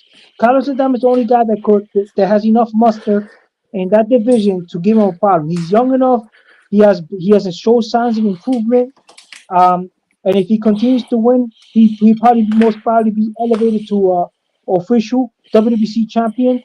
And he's the only one, in my opinion, that could have enough movement and be able to deflate this guy. But other than that, Charlo is gonna probably vacate. He's not gonna fight him.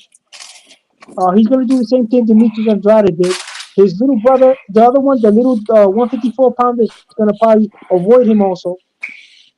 He already showed signs of avoiding that division. He went up to 168. They're all going to price themselves out, and that's most probably what's going to happen in Iris Larilawa. He's going to price himself out. Janibek is going to have to accommodate him and give him concessions to get the fight. But besides that, everything is fine there. Janibek is probably the most skillful, most power punching guy I've seen in that division in a long time. Since Triple G.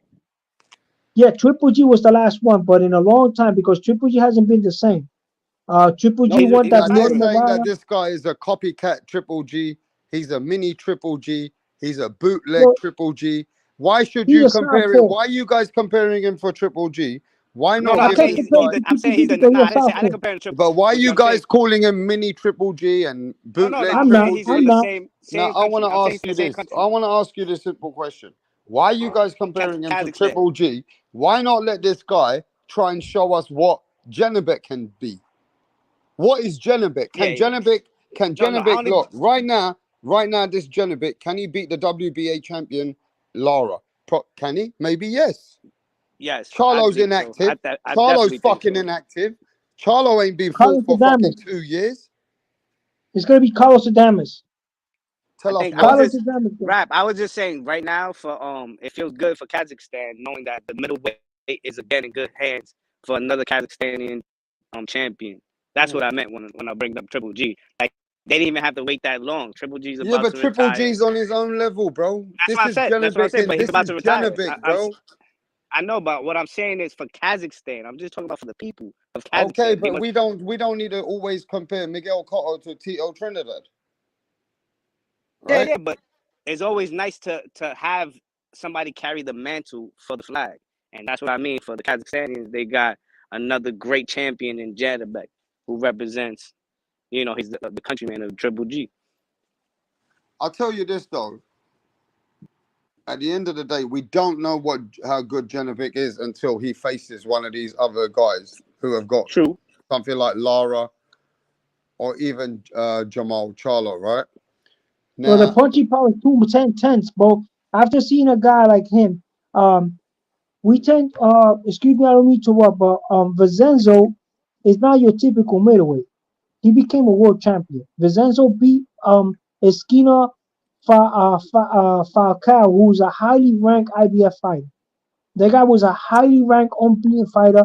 Falcao got beaten by Vincenzo. Vincenzo's a good fighter, but the problem that I saw in the fight was the man wasn't acclimated to being a champion, and he was not even blocking the punches. He was not able to sustain the punching power. The guy hits way too hard with that southpaw. From a southpaw stand, the left hand he has is very heavy, is very dense. The guy had trouble acclimating. He went on his shell. He just couldn't deal with the punching power. And the reason the fight was stopped, he was not scoring, and every single time Janibek Alam Kanuli hit him with that left, the man was froze. I mean, the man was blocking the shots. It was similar to when Deontay Wilder knocked out Bermane Stiverne the second time. Bermane was blocking the shots, but the concussive power of the man, Deontay Wilder's punches were too much. And that's what happened with this guy. This guy, to me, hits like a cruiserweight at a middleweight level. I mean, but we got to remember this. Let's not get over carried away here, Mr. Journalist, right? Boxing scholar. Let's not get carried away, bro, because he's only beaten people like Rob Brandt, I remember. I know that he beat Danny Dignam, Denzel Bentley, Stephen Butler, and I don't know, who else has he beaten? I mean, who else has he beaten, bro? Yeah, but you don't see other fighters of the caliber at the end of of the day, Jamel let's not get Charlo. too hyped up, though, but who has he beaten, A, bro? well, a lot of guys have avoided him. They vacated the belt. Demetrius Andrade vacated the belt. A lot of these prima donna, like this fraternity of prima donnas at 160 avoided him. Yeah, but he's got a weak resume for a unified champion. He's got a weak resume for a unified champion. But we cannot hold him liable for that. He's the same thing like Triple G. Triple G couldn't be held liable for that because the Triple G was fighting guys that were courageous enough to get in the ring with him, and he was being avoided. The same situation that happened with Triple G is happening with Janibek. He's being avoided because sheerly because he's way too good for the price tag. He's way too good for the price tag that they're gonna get as a purse. I feel like Janibek and Kamnuli's gonna have to do what Mike Tyson did when he fought Spinks to get these guys to get in there. He's gonna have to give them all the concessions, give them everything they want, so they could get him in the ring and he could dominate and become undisputed. Right now, I know for sure Kamal Charlo will vacate his belt before he steps in the ring. That's almost guaranteed. The only guy that has cojones there, I mean, has big ballers and he's courageous enough to go in the ring will be Carlos Adames, a Dominican guy, because he's a interim champ. He's very hungry. He just got a knockout win over J Rock. The guy has improved since he went up to 160. At 154, he didn't have the punching power, the combination punching, but he went up in weight. You see combination punching. You see movement. You see a beautiful head movement and response. That's the only guy, in my opinion, that's if someone in that division could expose him, that will be the man. It will be Carlos Adames, the Dominican Dynamo. That's the only guy that could do that. The Dominican Dynamo people. That's why Carlos Adames is a good friend of mine on Facebook. You know what I'm saying? He's the only one that could be able to beat this man real proper like in the division. But other than that, these other guys, I know Abraham Lara is gonna price himself out. He's not gonna be able to deal with the punching power. He had problem with punching power when he fought Jarrett Hurd. Jarrett Hurd was leaping at him, using the punching power, hitting him back, and he lost the fight. So I know he's gonna avoid that. He's not gonna try to go in there and trade with a puncher like Janibek, who hits from the 1-2s from the southpaw stance, and he freezes up opponents. He showed it in this fight. He was freezing up Vincenzo. Vincenzo was not be able to deal with the 1-2 from that man from with the Cossack style. I call him KS. That's the dude right there, KS. The Cossack was able to implement the hammer like the original Triple G, Hannity, G Golovkin, the Cossack Hammer was literally cleaning up the division, highly avoided. Everyone was telling him to move up, and he was stood stationary at the 160-pound division for a long time. The only time he went up was when he contested for undisputed champion against Saul Alvarez, one of the greatest super middleweights of all time. He went up in the ring and lost a very, very good 12-round decision. That's the Yo, only do you guy. take a breath? Hold up, yo. I gotta Yo, get I'm a this. You going journalist, man. crazy I'm rant, a bro. journalist, my brother. It's like Now when I'm saying the I'm guy an writes a. aspiring It's journalist, like when man. you write a. I'm It's the Howard like you gotta Cosell put of periods in modern there, day bro. It's time. like, I'm Cosell incarnate. Know what I'm yo, saying? I'm hold the it. No, wait. No, Cosell I'm gonna let you go incarnate. again. I just want to say, like, take a breath. I felt like you No, haven't because taken I'm a the host. breath in like I'm 5 the minutes. Cosell incarnate. We're doing this because we're trying to get our own studio. We want Damn. Amazon or ABC to sign me and Rapstar up. Me and Rapstar are gonna move on to bigger and better things. We're gonna have a studio, if CNN or something. CNN, we're looking for full-time You're a positions. journalist. You're a journalist. You gotta take your Me, time with it. that's right. You have to have delivery. You just went on a whole rant. I almost fell asleep I'm, standing up. oh Holy my, but I'm shit. talking professional boxing. I'm excited when I talk about professional boxing. I'm playing. I'm I'm, just playing. I'm I'm just just like playing. Go ahead. I'm Go just ahead. like a good friend of mine, Nestor Gibbs. He gets excited when you talk about boxing, man. So I'm just like Nestor Gibbs, man. I'm one of his students. You know what I'm saying? So yeah, Nah, don't bring up that. Yo, I'm stop saying, bringing. Yo, do me a favor. Stop bringing up other fucking YouTube channels on Facts. Rapstar's platform. I don't care about Ness. I Tell don't him care that, about bro. Fanning. I don't care about none of them niggas on that side. This is why I'm on Rapstar No, Boxing but House. I don't listen, care let's about not that. disrespect people either, yeah. I mean, I'm just Solomon's got saying, a Rap. joint. He's always Solomon's bringing got up these guys, Solomon's man. got a joint show coming up soon with Fannin. I don't care So about yeah, that. I don't mind No big working deal. for him, bro. He's he's an got a joint excellent boxing collaboration journalist. coming soon. He's an excellent This is the journalist, Raw. bro. Yeah, so leave it to that, bro. But let's not talk about other Yeah, channels. He's yeah, man. right. So we talking about Let's not Janibek talk right about now. other I channels here, told you bro. guys yesterday that Janibek was putting everybody on the notice slip. He sent a notice slips to Jamel Charlo. He sent a notice slips to Jamal, his big I brother. agree. He sent a I notice slip definitely to Tim agree. Tszyu. The fight that I really want to see is Janibek Adam Kanuli against Tim Tszyu. That's the fight I want to see. I want to see two undefeated punching dudes that want to I think aspiring to be great. I think Tim That's Tszyu. the only guy. I think Tim Tszyu is gonna be undisputed, and I think Janet Beck is gonna become undisputed. And when they fight, it's gonna be two undisputed guys fighting each other. That's how I feel that fight is gonna set up later And on. another And I guy want to see that Tim Tszyu versus Janibek in the future.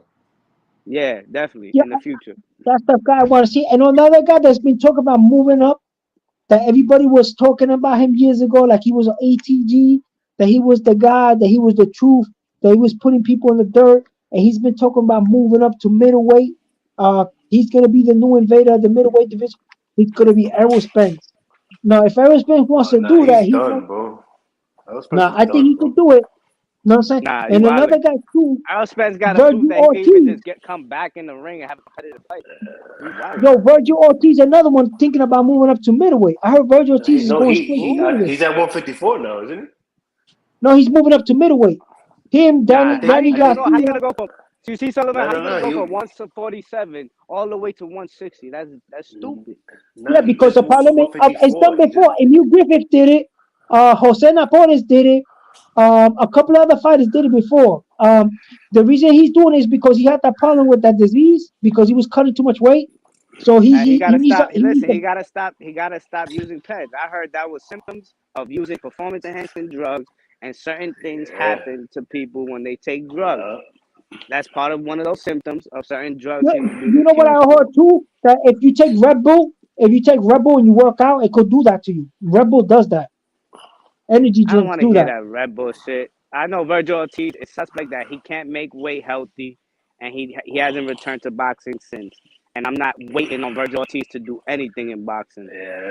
There's like we're Danny not waiting. O'Connor that happened to him. Remember Danny O'Connor, the one that was supposed to fight Ramirez at 140, and he couldn't make the weight, and he fell in the hospital with kidney problems. His kidney stopped working, and he was a Bob Arum fighter. Bob Arum was very upset because of that. These Yo, guys cut too listen, much weight. Sullivan, what do you think about This What about what do you think Crawford? about this? Crawford Zoo. I want to see that. I Crawford, want to see Crawford. that's what I'm. Yeah, That's a I good think Tim Tszyu, fight. I think Tim Tszyu handles Crawford. People don't You understand see, weight classes we exist disagree on for a that. reason, I think and I know. I think Crawford is just on a whole nother level, man. Like Now, Crawford could box, bro. and I Crawford, picked Spence. And I was super wrong. So when you I now know, Crawford could but box, as bro. that, like Crawford's a that, you different gotta type of just guy. salute, tip your hat. I know, Jay. But remember, I told you how easy Crawford was gonna be Spence, and you thought I was bugging. And I just know that Tim Tszyu is too powerful, he's a little twitchy himself at 154, very calculated. I just think is a very dangerous fight for Terrence Crawford, who started his career at what, 135. Excuse me, and you know why Crawford is so He's a good? great You know what the fighter, man. advantage Crawford has? Crawford has the long reach. It's not only that Yeah, he he's so does. skillful, He could go on but the outside. Crawford He has could these box me. long hands, bro. And each division that he moved up, he's gotten better and better. He got Like he Yeah. was got better at 140 than he was at settled. he got 135. He got to long reach, settle But in. when he But he went got to to definitely settle in. 147, he became even better. Like so, you know, it's That's true. like you That's gotta true. assume that when he goes to 54, he's gonna be just as good, if not better. You know. he So got these long let's see. hands. It looks like that, but we also have cap outs. And Crawford, he has a very slim frame. He's not a a heavy set dude. Crawford, maybe at this point at 36 years old, maybe 154. That's where he can only make weight. He's probably not gonna want to cut weight at 147 after collecting all the belts. He's probably not gonna want to go back down. He's probably gonna go to 154. But just know that Crawford is naturally the smaller fighter, fighting in a bigger weight class. Mayweather did the same thing. Look, Mayweather went to 54. Tim Tszyu, yeah, but I think Tim Tszyu, I think he's more special than what people understand, bro. I think I can't wait to see his next performance. I can't wait to see his next fight, whether it's with Jamel Charlo or who else. Who else Tim Tszyu could fight if it's not Jamel next? Crawford. If it's It would have to Crawford, be Crawford moving but up. I don't see If Crawford he fighting moves a up guy and like fights Tim Tszyu. Janibek, Yo, what's up with I Castaño? don't see Castaño's Crawford. still there, bro. He knocked out Castaño's still Castaño. there. I told you. He knocked him out. Tim Tszyu knocked out Castaño. Easy work. I'm sorry. that could So be how like a about Patrick tune-up fight. Teixeira? Patrick Teixeira, another champ, ex-champ, WBO ex-champ. He fooled, I bro. He's want pretty good. I don't think. I think Tim Tszyu's on a different level, bro. I really That's do. like that would So be that like means a you, step so down, like from Mendoza. in your opinion, you got that means Tim Tszyu will have no other choice than move up. Then That what? No, Tim Tszyu, he's gonna have no other choice than to move up and fight Janibek. He's gonna have no Nah, he choice. don't have no. He has He doesn't plenty of have to, choices bro. at 154. He can just defend his belt. Tim Tszyu has a whole nation behind him. He has a whole following, so he gets to do what he wants. He's gonna bring a lot of business. So I don't know what you're talking about. Tim The Tszyu is a big name right Janibek now. is not a big fight neither. The Janibek is not, this mega fight. Like Janibek is usually not a fighters bigger move up name from. than Tim Tszyu. Tim You Tszyu is a gotta bigger build name that than fight. Janibek. Yeah, that's a fact. Yo, and how you see this Italian German guy? What do you think he's done? The one that he knocked out? You don't see any chance for growth for him? He was unbeaten. The one that Janibek knocked out. What? How you see him? But he didn't do nothing, bro. I didn't see anything from him. Janibek was so dominant. I didn't see anything, bro. So what do you think? That's a career demise? His career's done? Whose career is done? I'm not gonna check. I The didn't Zengos. see him before. I don't really care about the loser. Janibek got bigger fights to make. You want to see Janibek now? If Andre loses to Benavidez, now Janibek and Andre is a more interesting fight. What if Andre goes down and fight Janibek for a unification fight? And how about Jose Benavidez against Janibek? What do you think about that, Jose Benavidez? I think that's a joke of a fight. I don't know how Jose Benavidez gets a title shot without even fighting at middleweight. For real, bro. Like, what is that about, bro? There's people waiting in line in the sanctioning bodies. Like, I don't get it. Yeah, I hate PBC. Bro. I understand it. They put the worst fights, bro. It's on the Benavidez card, so I get it. His brother made that happen. His brother's the main event. Got him a slot. They want to put him with Jamal. They want to put Benavidez with Jamal. with I think Jamal I Charlo, actually bro. think that's a bad fight for Charlo That fight is a joke, bro. because I think Benavidez has enough skill to make Charlo look bad. I think he's been in there with guys like Terrence Crawford. So when it comes to talent, Benavidez been with the best. So it's not like he's gonna be overwhelmed by Charlo's talent. So if Benavidez could take Charlo's shot at 160, Charlo's in for another like Juan Montiel type of performance. He's probably gonna look whack. Yo, where Punch at, bro? Where Punchy Drunky? Nah, he's on the computer, bro. He's doing a lot of scared. things. Yo, check this out. That heavyweight. What you think about that little small heavyweight that's knocking everybody out, bro? Richard Torres, bro. Never seen him, bro. Richard Torres, bro. That little southpaw heavyweight that's knocking out everybody. He must be a super prospect, bro. Cause super green. He must get him to fight Jarrett Hurd. Heavyweight. No, he's a heavyweight. Jared Anderson, you mean? Jared Anderson. Yo, he's a heavyweight, yo. Yeah, Jared Anderson. My bad. Yeah, Jared Anderson. My fault. Jared Anderson's a little hype job on the low, bro. Jared Anderson, he don't want that smoke at heavyweight. That's fucking Bob Aaron's baby in Jared Anderson right now, bro. I think he likes that kid a lot, bro. He don't want to put that nigga in with the Chino nigga. The Chino will knock that nigga the fuck out, bro. Right now, they will bang him out. The Chino will knock Anderson the fuck out, bro. Like, he make him cry. And they're both top ranked. They're both top ranked. 3 rounds, bro. Tops. Boom. Yo, those two are both top ranked. I think Jared Anderson should move the bridge away. He's 6'4" though. He's 6'4". Yeah. I think he's little though. Like for the real guys, like I don't know. He looks little in there to me for the big heavyweights. Like Frank Martin. What was it? Was it Martin? Frank Martin? Charles Martin 6'5". Charles Martin's bad big. And Charles Martin is a scrub. You saw what AJ did to Charles Martin? Charles AJ Martin was laughing at Charles Martin. AJ was like, "Why you put me in this ring with AJ was, yo, for real." Why you put me in the ring with AJ's something else, bro. AJ's a monster, bro. You can't. The only one that was able to beat him was that dude, Usyk and Andy. But AJ came back and beat Andy though. He couldn't come back and beat Usyk though. Usyk's too good. Usyk he tried in the second fight. Yeah, he did a little bit better. But Usyk is another level, man. That's how when you want to see like the difference between a boxer that started late and a boxer that's been boxing since he was a kid. You can see it there. Like you can see it. Like that's a perfect example, bro. Yeah. Like it's just fighters that start late, they can only get so good, bro. Yeah, you know, it's like the Wilders. Yeah, bro. They can only be so good, bro. Like they just can't. They're not as skilled as fighters that start when they're young. They don't have the same ring vision, the same ring IQ, the same ring vision, the same like angle. Like Wilder, same thing. Like Fury and Usyk, they've been fighting since they were kids, bro.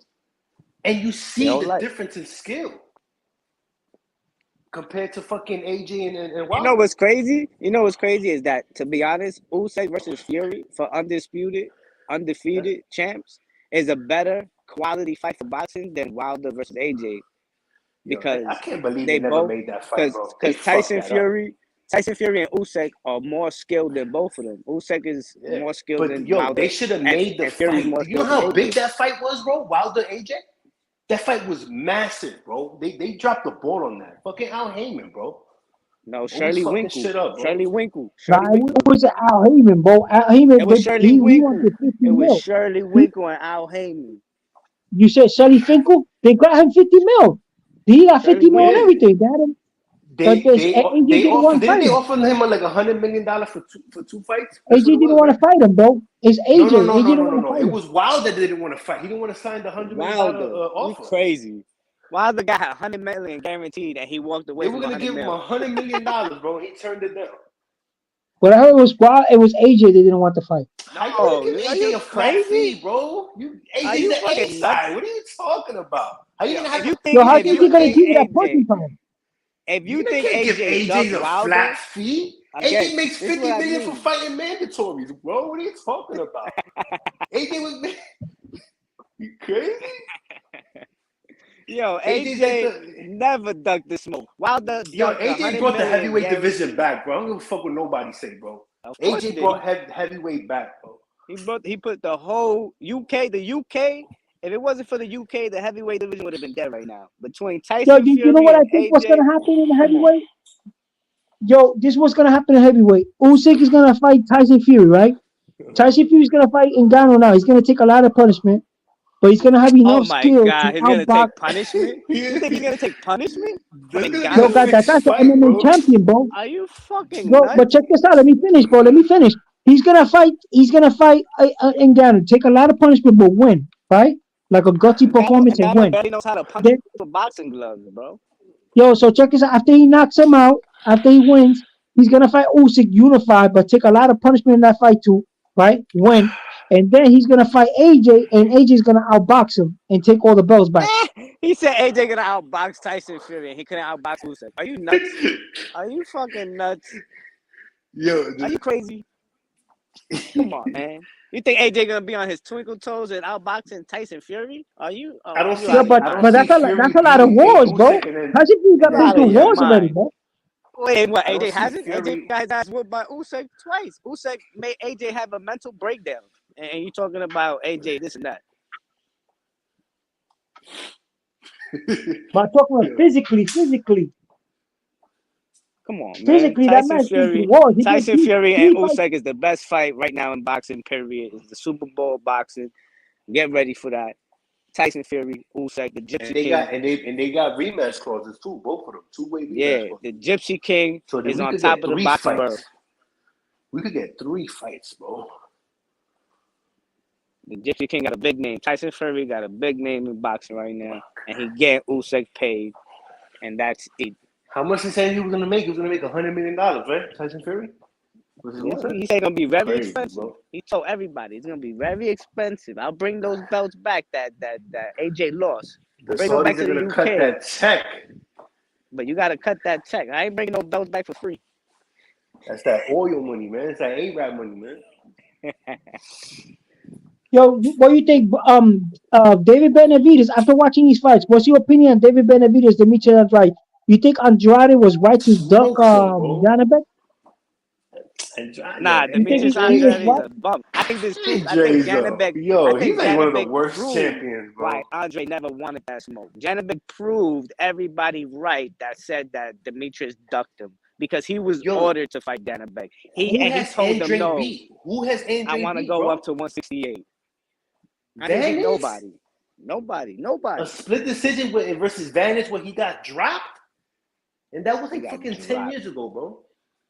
And he's a He only beat scrub. Nicholson after he vacated the belt. The only guy he fought was Nicholson. And he won the Nicholson was distance. trash. Berlanga beat the shit out of Nicholson. Berlanga had a way better performance. He won 10 rounds with Berlanga and Nicholson. Andre are on the same level, bro. But Berlanga's younger and has done more than Andre. They have the same resume, and Berlanga just They got have the into same boxing. resume. They fought the same guys. Exactly. Yeah, but the problem with Berlanga has a North American boxing organization belt, and this guy he's a 3-time champ. He's his pedigree, bro. His pedigree. I want to see Berlanga. I think I want to he's see a 2 Berlanga division and champ. Munguia. I want to see Munguia and Berlanga. Andre's a Then that Munguia's ducking him, bro. Munguia's ducking him. That's the fight that gotta happen for Eddie Hearn and the zone. He wants to fight, bro. He was on the internet. He was on the internet. He was on social media. I said that he would tune up Munguia. He would give Munguia a beat down. But the problem is Munguia don't want to fight. Munguia think he's highly ranked. Munguia's too highly ranked. On BoxRec, he's highly ranked. Oscar's protected. Oscar's protected Yeah, him too. Oscar right now. Because if Oscar loses Munguia, bro, if Munguia it's loses, over. It's over. It's over for Golden Boy.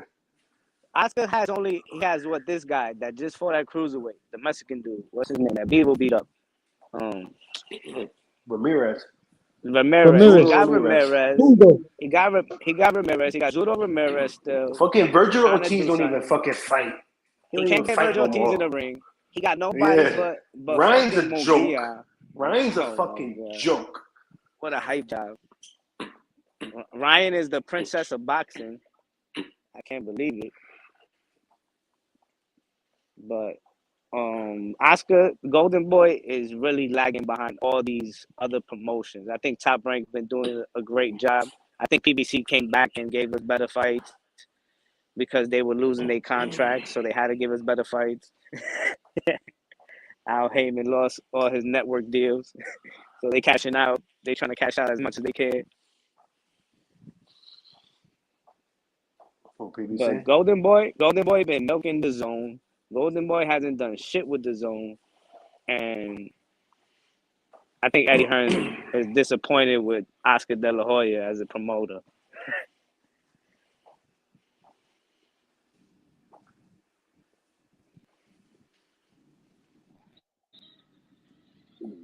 Bro. Nobody in the chat. Nobody on the panel. Yo, rap.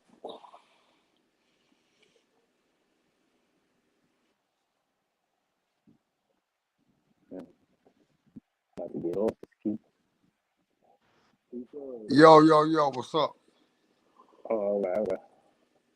Yeah, Yo, what happened to everyone? They all got killed off? They're dead up? Yeah.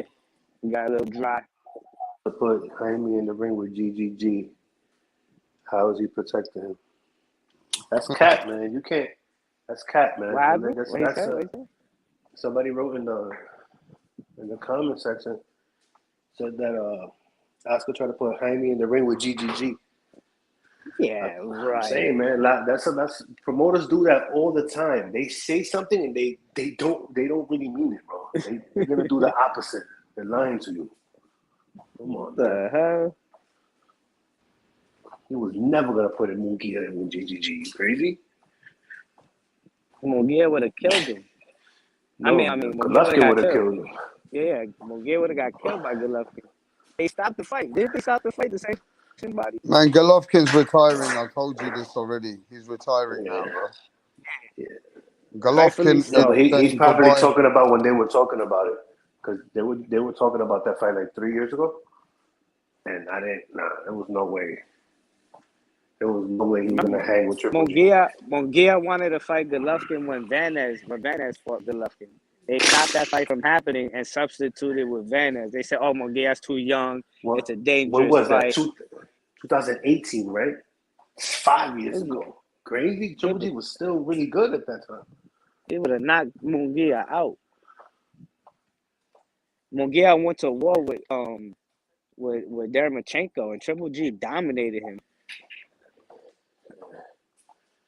Yeah, Dermachenko had a good fight, but Triple G, he damaged Dermachenko. Triple G's the reason Dermachenko's career ended up the way it was.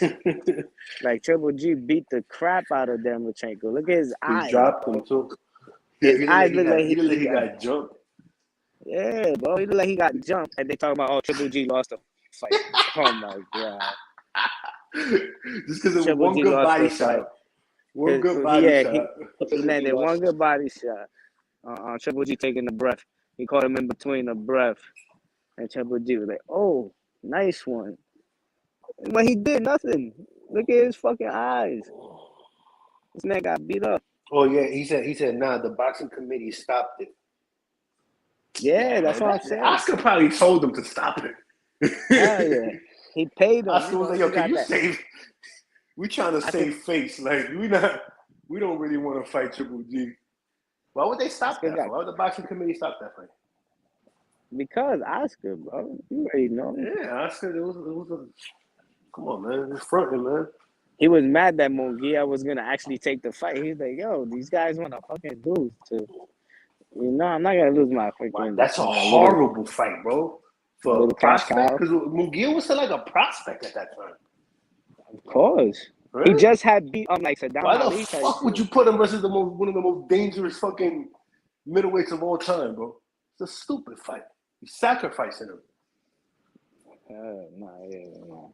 You need a guy like Billy Joe to step in the ring with Triple G. Billy Joe never wanted to fight Triple G. Demetrius Andre never wanted to fight Triple G. Eubank never wanted to fight Triple G. Sergio Martinez never wanted to fight. Yo, yeah, bro, he ducked him. They all ducked him, bro. Felix Stern ducked him.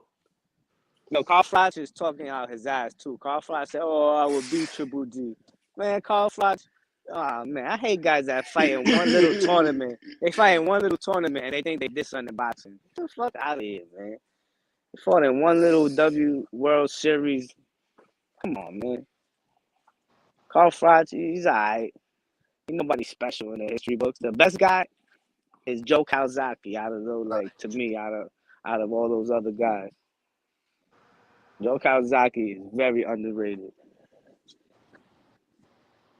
Joe Calzaghe would beat up Froch.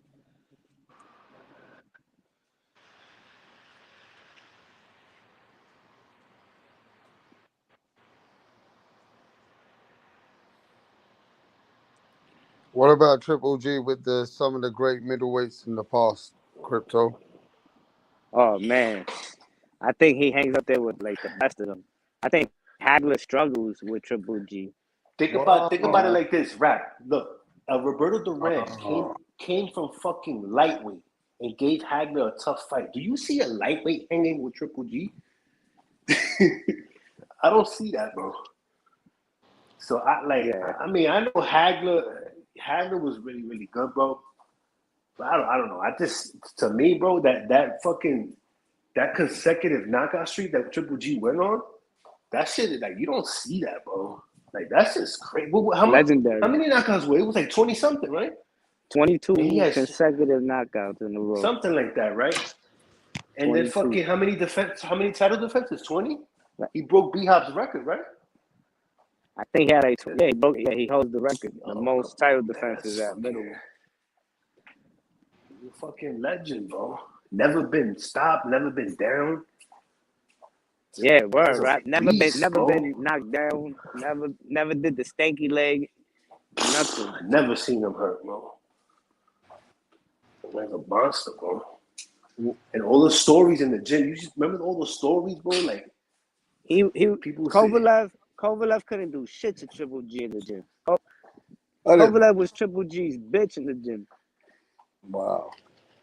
Yeah. Remember Tony Harrison used to wear that protector for his ribs?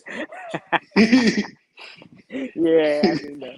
Yo, he would take those body shots, bro. Nah, bro. Triple G breaking rib and sparring. Bro, Triple G's why do you think David Benavidez is so good, bro? Because when he was a teenager, he used to train with Triple G. He went to Big Bear to train with Triple G. He used to spar with him. So he's like a Triple G protege, bro. A mini, like on the low. Yeah, bro. Come on, bro. Like Benavidez always talk highly of Triple G. Yo, Triple G, he fought in Japan. He fought in the UK. He fought in Central America. He fought East Coast, West Coast. Yo, the guy is a fucking champion, a world champion, bro. That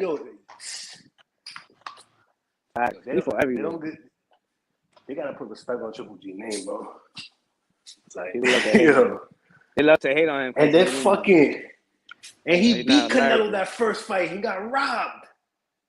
He beat Canelo. Came back. Canelo fucking cheated, bro. Took steroids. Forgot that. No, he did Clenbuterol, not steroids. Yeah, Clenbuterol, PED, performance enhancement drug. Yeah. He cheated, man. he cheated, man. He love the beef. He love that beef. Yo, but he broke Billy Joe's face, though. Nah, Billy Joe's like that. Uppercut. The reason they didn't like him that much, there was for several reasons, right? The things that didn't like Triple G when he was on the come up was because he was knocking out dudes that. That's why. If you don't like Triple G, I can't even talk to him. No, a lot of guys didn't like him. I'm telling you why the LDBC didn't like him. I'm trying to explain something, people. If you let me talk, people didn't like him because he stayed at 160. He never wanted to move up. He was something like a haggler. Another thing is he was winning fights that people didn't think he could win, right? Even when he knocked out Mac Macklin, all those fights. Then he unified, right? They didn't like that either. And then how you call when the fight with Canelo, Canelo's the darling. Everybody likes him. He did enough to win, and that's why he lost the first fight. But everybody knew that he won. But the problem when you're at that level against Canelo, even now you're gonna have to beat him in spectacular fashion. You're gonna have to stop Canelo. I don't think anybody right now in professional boxing is gonna be able to decision. Yeah, Bivol did it, but as you saw, he completely outclassed them in a sense of point wise, So and he it was could be leaping done. out. So it could be done. He was doing a Jersey Joe Walker. What Bivol did, right? He did what Jersey Joe Walker did to Joe Louis in the first fight. Now, I guarantee you, if Canelo fights him again, Canelo will beat him this time. You know why? Because when he does the leaping out, he's gonna. I don't think so. Not at 175. Canelo If he fights will him at beat him, bro. 175, Whack at 175, bro. not at all. You gotta.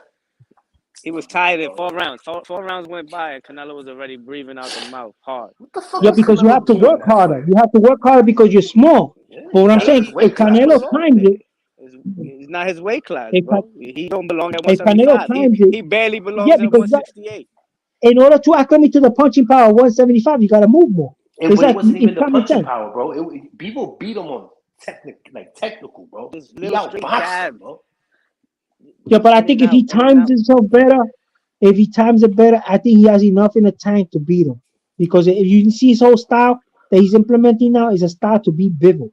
The problem is Bivol didn't want it because Bivol wanted more money. That's why the fight didn't take place. Canelo's style, Canelo is not effective at 175. He can't walk people down like that. Everything that Canelo does at 160 and 168, he can't do it at 175 versus the bigger guys. It's not his weight class, bro. The guys are bigger, they hit harder. It's too big. I think Triple G is gonna retire, but I don't think Triple G is gonna fight no more, bro. Oh, yeah, he is retiring. He is retiring. Yeah, he retired. He did everything, man. He had a great career, bro. He's a living. With the Canelo, it's just like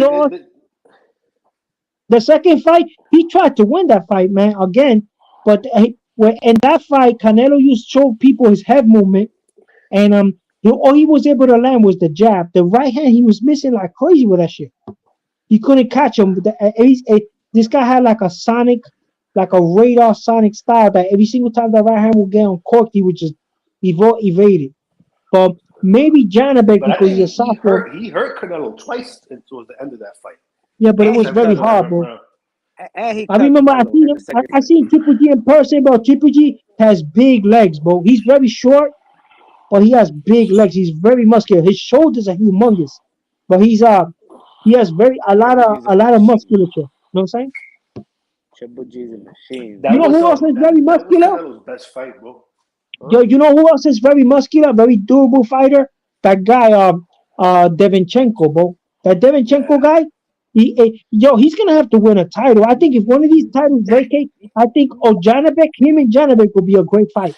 He said Dermachenko? You know, the one that fought Danny Jacobs. Dermachenko, he's done, he's bro. washed up, bro. He's done. Dermachenko is washed up. You gonna put him in with Yanni back, bro? I don't want to see that. Yo, he fought Monguilla, bro. He rocked Monguilla a couple of times, bro. And Monguilla was at war. He took punishment. He took punishment in that fight. But that was the last. You think he got more left in him? Isn't he like 37 or something like that? How old is he got one good fight in him, bro. I think I would like to see him against. If he wants to take the fight, then fuck it, like. But like, he gotta. I said one thing. I think that's one of the most respected. I think Dermachenko probably has one of the more respected resumes at 160 right now, out of all the fighters. You think Lara could take that pressure, Lara? If Lara fought Dermachenko, because that'd be nice if he could get a belt, man. You think he could beat Lara? I think Lara's another guy that's a joke at 160. I think Lara's washed up. Lara's way past his prime, bro. He's way past his prime. He's just a name because PBC. Because Lara might think he's cash grab fight. Lara might fight him because he might think he's cool. You know what I'm saying? Why Andre never fought Lara? Why Andre never fought Dermachenko? Andre never fought fucking Triple G. Okay, bro. You know why they didn't fight him? Who the fuck did Andre fight, bro? You know why they didn't fight him? You know why? He beat Jack Cocaine, bro. Yo, he beat Jack Cocaine, yo. You heard? Jack Cocaine, he beat Artur Azanov. Wait. He beat. You know why? He beat Liam Williams because he's a slick. He's a slick black American fighter. Yo, Liam Williams He's a is slick nice, black bro. He American beat Liam Williams, bro. Zach He could Parker's box, better bro. than Liam Williams. He didn't fight Zach Parker. Why he didn't fight Zach Jason Parker? Quigley. Why he Yo, didn't he fight beat John Jason Ryder? Quigley. Those guys are way better than Liam Williams. Yo, he knocked out Jason Quigley, bro. Quigley. Quigley's nice, bro. Quigley's You man being nice. sarcastic. That's what you being sarcastic, right?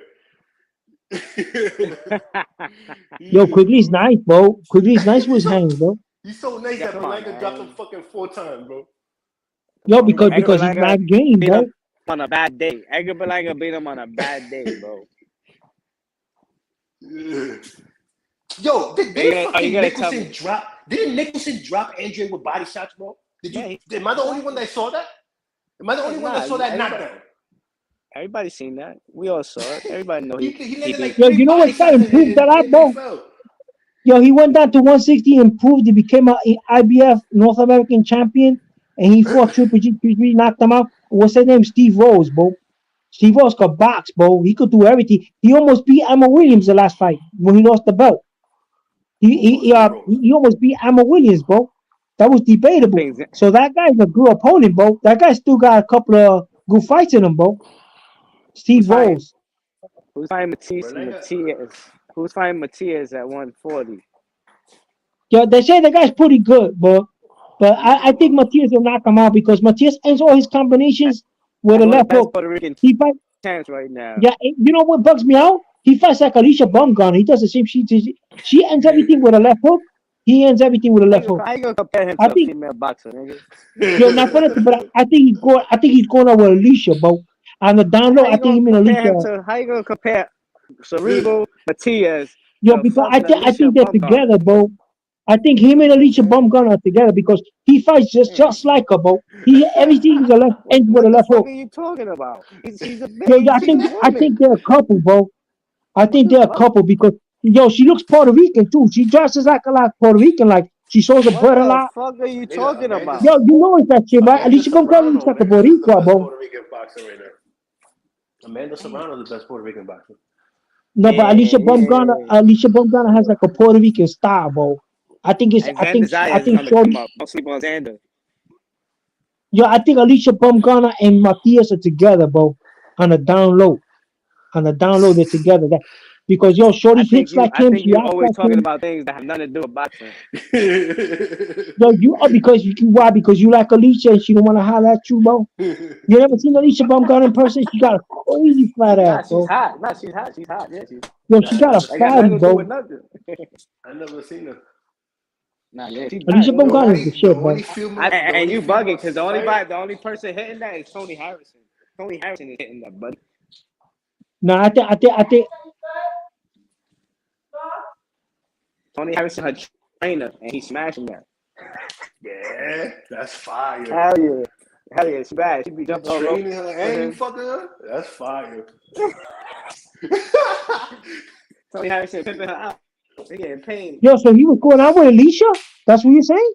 Yo, how do you Tony know Harrison, I think Tony Harrison, because he's a trainer, nigga, like he brought her up. He's a trainer, bro. He's smashing her. He's smashing that.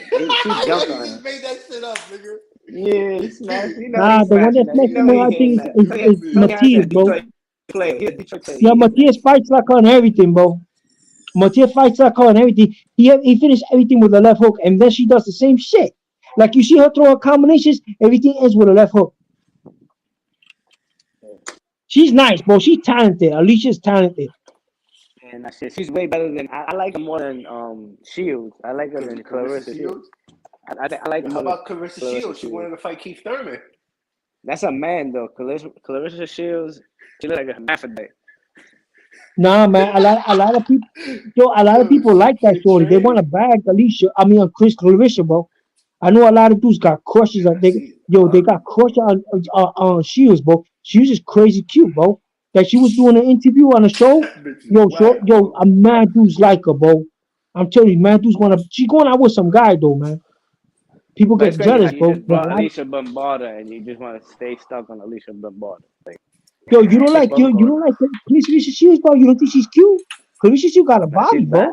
She's bad. I told you already she's bad, but not Clarissa Shields bad? Yeah, Clarissa Shields got a body on her.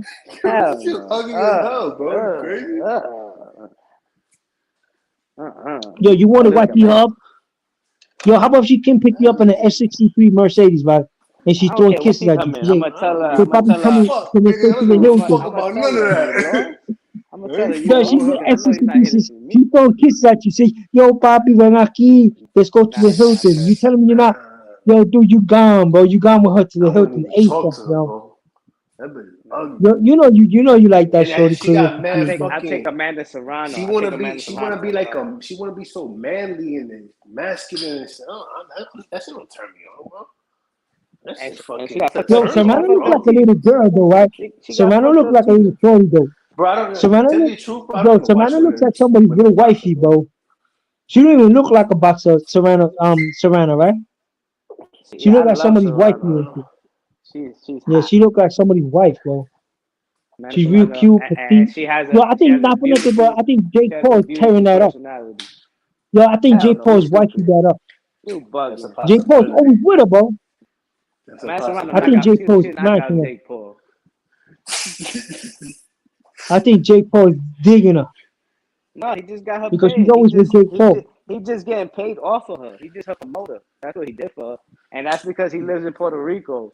So he wanna like help her out. No capital gains. No capital gains tax. Puerto Rican fan base to to get his. Yo, so what you think? You think Jake Paul's gonna fight that dude KSI now after that little problem with the brother? Joke. All those fights are. I hate those fights. Those shits are so boring. I can't believe so got knocked out. KSI got the size though. KSI got the size for Jake Paul. What? KSI is the same size, same weight class. KSI is fucking. He look like Piccolo from Dragon Ball Z. I'm not interested, bro. He do look like Piccolo. How much you think he did? How about when he got beat up by fucking Prophet Muscle? You know he made good money in that fight, bro. He made some good money in that fight, yo. Nah, he made money. No, don't get it twisted. These YouTubers are. How much you think? Like $8 million? Yo, it's the MMA fans, bro. They're eating off the MMA fans. The fucking and the YouTube fans. No, the Gen Z, like the little young generation. They love these guys. They're not even real boxers. Why would you pay for people? Like Nate Diaz made money. Nate Diaz made money in the last fight. Nate Diaz made a lot of money. Nate Diaz. He deserves it. Yo, I'd rather watch fucking teenagers and the amateurs, bro. That's better quality than watching those fucking clowns. Yo, what do you think? Nate Diaz, if Nate Diaz continues fighting, right, and fights regular boxers, I think Nate Diaz could perform pretty good. I think Nate Diaz is trash. Those fights are fixed fights, bro. All those fucking every time Jake Paul and all those guys, every time they fight an MMA fighter, they're all fucking fixed fights, bro. They take dives. Come on, man. Don't fall for that stupid shit. This is fake. Yo, where's Rap Star? Yo, Rap Star.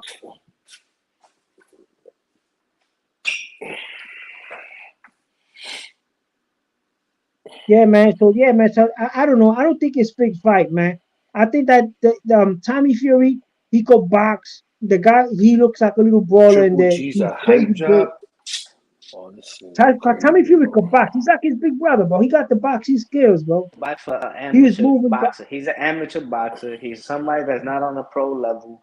He's on a YouTube boxing level, and that's Tommy Fury is one of the novices boxers out of England. Even the England people know that he's just learning on the game. He's not had hardly an amateur career. He came from the Love Island reality show. He's just a boxer because of his brother's name, and yet they put him in. They taught him some, and now he's at least showing all these best YouTubers of the world with these millions. No matter how much training or help they get, they'll always get beaten by a novice boxer. Yeah, so Poppy got knocked out. Say it again, Rap. What'd you say? They'll get beaten by a novice boxer. Who? Yo, he's 24 years old. Tommy Fury, bro. Tommy Fury. He got a long. I don't even think Tommy Fury's a real boxer. Just look at the way they fight, bro. That's not boxing. They don't know how to box.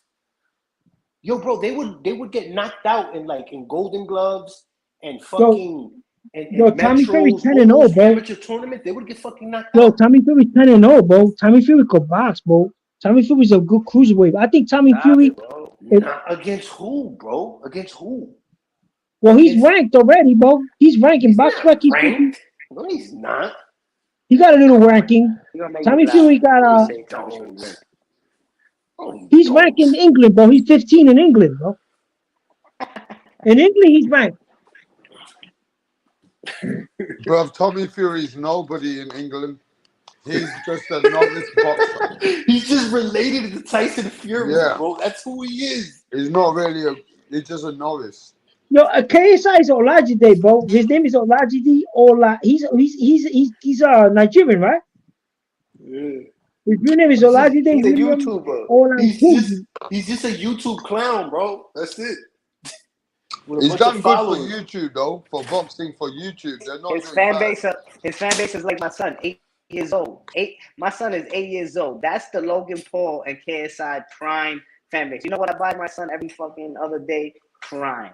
He loves KSI, Logan Paul, for their fucking energy drink. They're great market. They do great marketing. They're YouTubers. These guys have 8-year-old fan base, 10-year-olds. That's their fan base. That's what they do, bro. They're clowns. They make you laugh. I'm looking at Tyson Fury's. I listen at Tommy Fury's resume. He fought a guy that's 0-59, bro. That guy fought a guy that's 0-59, bro. Can you believe that shit? Tommy Fury? Tommy Fury. He knocked out a dude that right now he's still boxing and he's 0-59. Knocked out a cab driver and you hype. And you're like, oh, he knocked out a cab driver. He fought him, he's 0-11. To take 59 ass whoopings. That's I'm telling you, bro. I like Tommy. Anybody can stand up and fucking and have a professional. He's 10-0 with 4 knockouts. Doesn't make you a boxer. He's a good-looking guy. He got the look. He got the muscles. He got the name. He's perfect for the marketing that's going on right now. His campaign, changing his daughter's life, like he said. He's doing everything he got to do to get the bag and live up to his name, at least in this circuit of what you call boxing. In this little circus show of what you call boxing. Tommy Fury can thrive and get paid.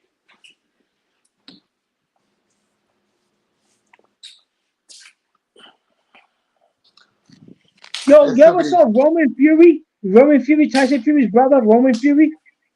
Hey, Solomon, what about Jake Paul versus KSI? Who wins? Well, I don't know. They're pretty similar, but the kid is aggressive, bro. He's not, but I think Jake Paul knocked him out. Jake Paul right now is advanced, bro, compared to KSI. KSI should stay away from Jake Paul, man. Jake Paul is advanced, bro. He only lost to Tommy Fury, but I think Jake Paul is way too strong, bro. You see what he did to the other guys he fought, bro? He should stay away from KSI, man. I mean, from those guys. You gotta fight, but easy opponents, bro.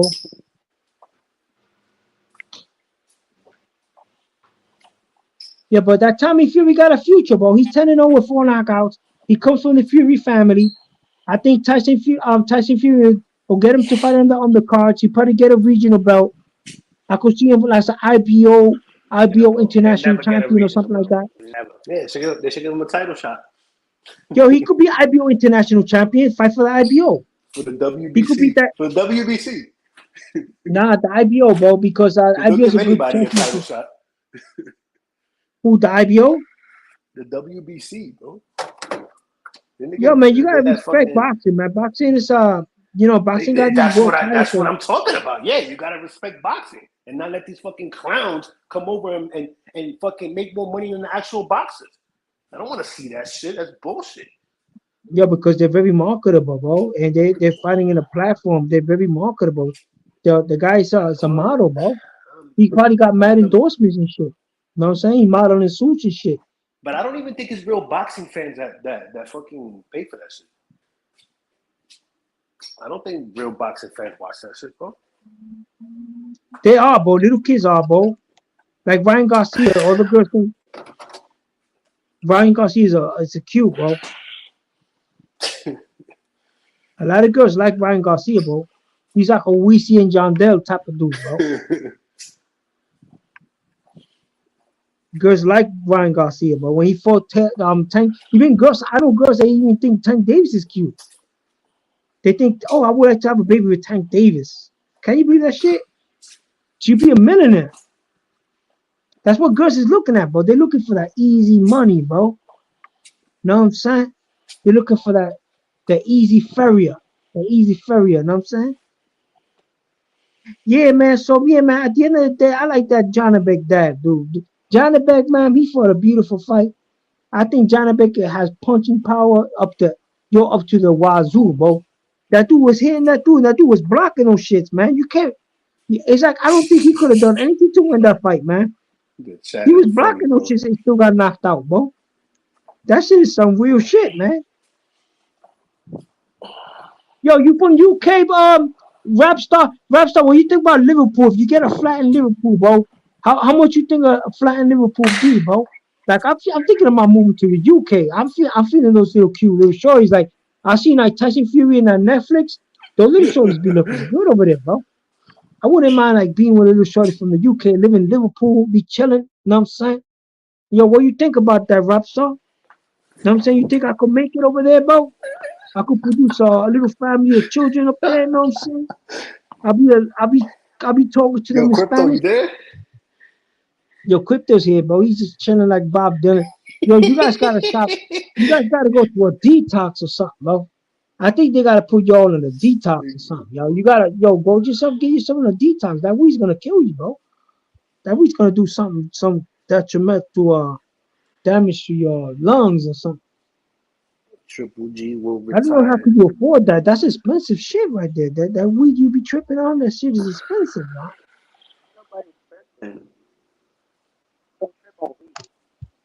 Usted se mete mucha droga, bro. Y dejar eso, yo. Eso le va a hacer daño a ustedes, yo.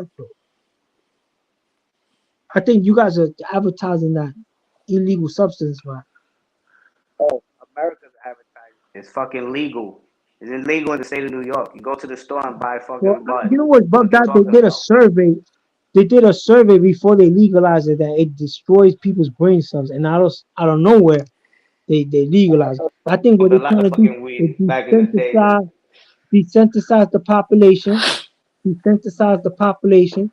So then after they desensitize the population, they just be able to, you know what I'm saying?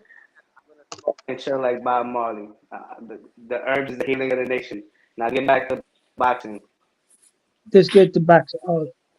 Yo, who's I wonder if you could fight professional and be on weed, have weed in your system. Were they considered a Right now, PED? like Caleb Plant, I would smack you like Caleb Plant did Charlo. That's how I would do. Yo, would they consider that a PED? You're gonna smack me, but I'll punch you in your face. You smack me, bro. I know you want to puto as vatos from the Bronx. You try to punch me, but I'll kill a cobra from my truck in my car. You're I'll not go to my Puerto machine, Rican. pop the hood, and beat you half to Nationalist. death with a cobra, bro.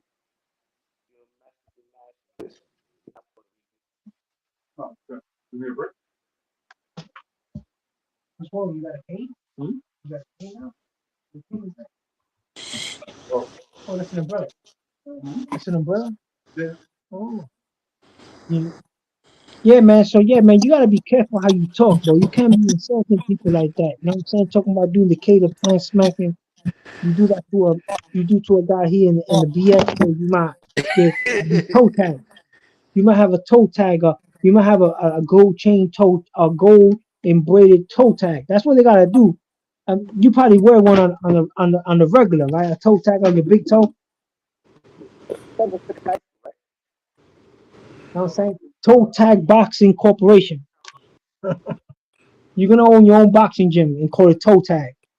Toe Tag Boxing Club. Other fucking panels. Nah, because you was talking about smacking me because if you came to my crib, you was gonna smoke. I throw you out of my house because the fumes are gonna stay in my furniture and shit. That shit is disgusting, bro. You smoke in your crib? A project is You not a smoke house. that garbage? You smoke that? You probably sloppy about it too. You probably leave all the fucking weed, the blunt stuff, the trimmings all over the place. You probably like real sloppy, like. Oh God, he's smoking that shit while he's on the train. Yo, people, we do not endorse this. What these people do, is on their own. Estos tipos son unos tipos que se meten droga ilegalmente. We do not promote this substance abuse using. Yeah, you done? I like why you talking all this shit about smoking when you over here sucking fucking Nestor gives off and all he does is smoke weed on his fucking YouTube podcast. So you sound like a fucking hypocrite, you fucking fake ass journalist, you dumb fuck. You tell Nestor Gibbs he's a fucking crackhead because he smokes weed? You Yo, don't be talking about it, bro. He works out, bro. Unless the kid works out, that's my homie. That's my people. Why you talking about my cousin like that, bro? You are a sucio, bro. You talking about my cousin, bro? You a fresco, yo. Why you talking about my people like that, bro? Yo, Nestor Gibbs will come and smack you in the face, bro. You try to say that. Try to say that to Nestor Gibbs. Watch Nestor Gibbs. He's mass. Oh, he's 6'6", bro. You smack you in the face, bro. I'll be laughing at you getting smacked. I said, "Oh, look at him." How about the out? And Nestor Gibbs.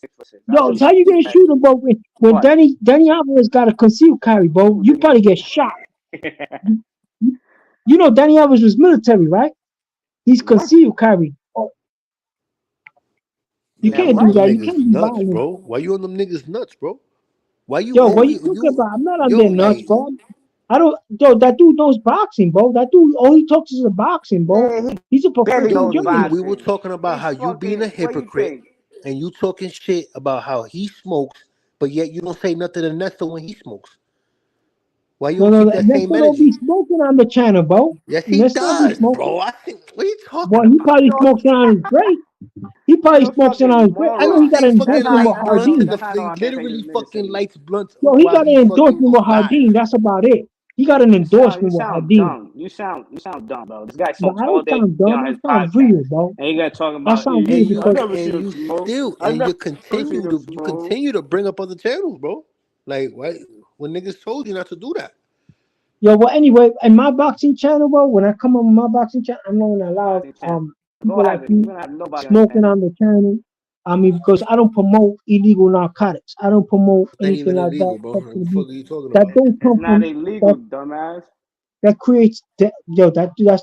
You putting your body into a lot of pressure. You're smoking an unfiltered substance into your lungs, bro. Look, the chat. You're smoking an unfiltered substance into your lungs. You're smoking a cancer-causing agent into your lungs, bro. And it's going into your bloodstream. It's affecting your brain cells. Right now, you're talking out of your ass. And the panel. You affected my brain cells. Hearing you affects my brain cells. I get dumber every time you talk.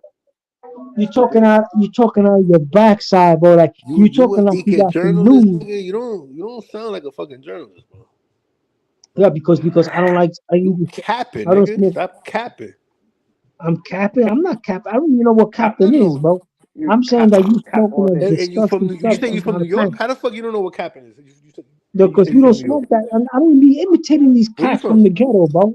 I'm not a ghetto rat, bro. This man is like I live 50 in years Spencer old. Park. This man is like 50 years I old. live in the Spencer Park in New York, bro. Know what I'm saying? I'm not a ghetto dude. I'm not a galoot. Like you very galoot. Are you galoot? You're not nothing. Who are you? You're not a journalist, nigga. That's all I know. I'm a journalist, bro. You're very ignorant, bro. You're just very ghetto-like. I'm saying you understand? What the fuck are you talking about? You're very ghetto-like, bro. You try to insult me, tell that I'm not a journalist because I tell you that I don't do illegals. I don't smoke cancer-causing agents in my system. Well, it's legal now, but it's still a cancer-causing agent. It's a cancer-causing agent, bro. Why do people with cerebral palsy? Matter of fact, actually, they're gonna go down anyway. These people are gonna die anyway. Why we use it as a It's actually the opposite. You fucking yo, you ain't dealing a cancer-causing, unfiltered cancer-causing agent. I mean, let's be for real, people. I'm a journalist and a scholar. Your word, know what I'm saying? I'm talking professional boxing. Let's go back to Janibek's performance. I think Janibek's performance was much better than Tszyu. Tszyu should never have had this match step in the ring with him. Tszyu should right now be calling out Janibek, Alam Kanuli. That's the only guy that will give him a legitimate fight in boxing right now at that division. While these men are inhaling this cancer-causing agents inside their lungs, into their bloodstream, and getting themselves a buzz. I'm not doing this. I'm over here talking professional boxing. Yo, Rap. I'm out of here, Rap. Thanks for having me, bro. Yo, he's out of here. Rap, he's out of here because he's under the influence of a cancer causing agent. He isn't he's using a PED that's very cancerous. A cancer causing PED, cannabis. I mean that is disgusting. That's a PED right there. He's smoking a cancerous PED in his lung. Real proper, like on the chat, on the panel. I mean, I'm not gonna be putting guys like this on my panel when I get my own show. If we get a record deal or a contract to talk professional boxing or journalism contract for any major company like ABC, CBS or NBC or CNN or Newsmax or anybody like that, we are not going to be under the influence of cancer causing agents in our panel. We will not promote, we will not endorse cancer causing agents, PDs, etc. So yes, I'm talking about Janibek's performance. I think Janibek looked very fit, very strong, very rangy. He was very confident. He was very eloquent. I also think in his interviews he was speaking the native language of Kazakhstan. I think he's got to start taking some English classes like Canelo, so he could converse. He think he's to obtain American property so he could move here, get himself a visa, a green card, so he could acclimate himself to American culture and be able to attain a social uh following. Yes, that's the word, a social following of American people, American nationals that are very diligent, very observant of boxing. So he'll have a multinational fan base and he could be able to become a superstar and get himself acclimated to fighting Canelo. Um, I think this is the guy that's gonna knock out Canelo. I think this is the dude that's gonna be the future of boxing, the future of pound for pound great. This is the guy that's gonna knock out Canelo. He's gonna knock out a Terrence Crawford. He will knock out Errol Spence. This is the guy that we're gonna be talking in the long future. He's gonna be a long time reigning undisputed 160 pounder. He reminds me like of that all-time great Marvin Hagler when he was hitting that man with the 1-2s. That left hand was very heavy. It carried a lot of punching power. Vincenzo Gualtieri never got to defend his belt. Real Papalaki on his first unification title defense, he was knocked out. I don't think he's gonna recover. I think he's gonna get into um he make a fast food eatery, something like a food preparation, selling some Italian dishes. Uh, I think he should change from professional boxing to food distribution, food handling, and get away from boxing because he did not show a pedigree to win against a puncher. He didn't show any plan A, plan B. What was his trainer? What was his coaching? What was he didn't show world caliber. It's true what Mr. Rapstar said. He was just a title holder on paper. He beat Esquivo Falcao. Falcao had a lot of hype in social media, like all these other fighters, like Errol Spence. Errol Spence was a social media icon, and as soon as he stepped in the ring with Terrence Crawford, a real bona fide undisputed 140 pounder who was a WBO champion at 147, was highly avoided, highly criticized by people in the LDBC, these people that are always trolling on people's panels, always saying negative stuff on the chat. And there was all behind this man, Errol Spence. They were saying, put him in the dirt and everything to Terrence. But the one that got put in the dirt got dropped, got beaten soundly, got toe tagged real popular with Errol Spence. That's the only truth that I saw in that fight.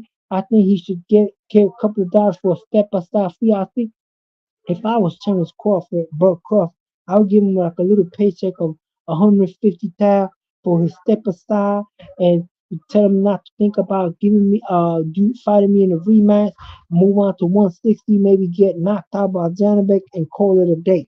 Know what I'm saying? I mean, go out in the pasture. Know what I'm saying? I think aerospace is done.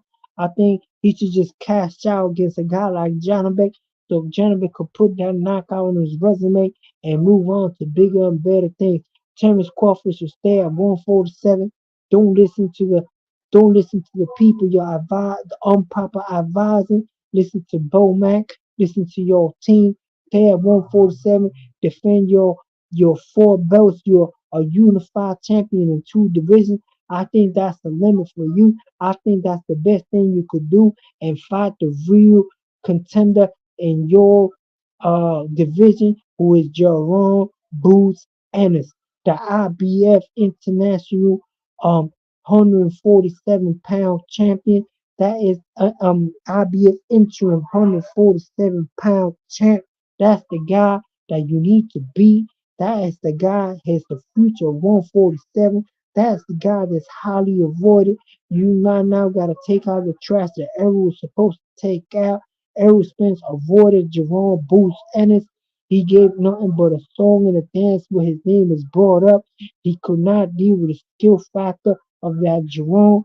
That Jerome has radar like Zona lock defense. His head movement is excellent. I like the way he knocked out Vija.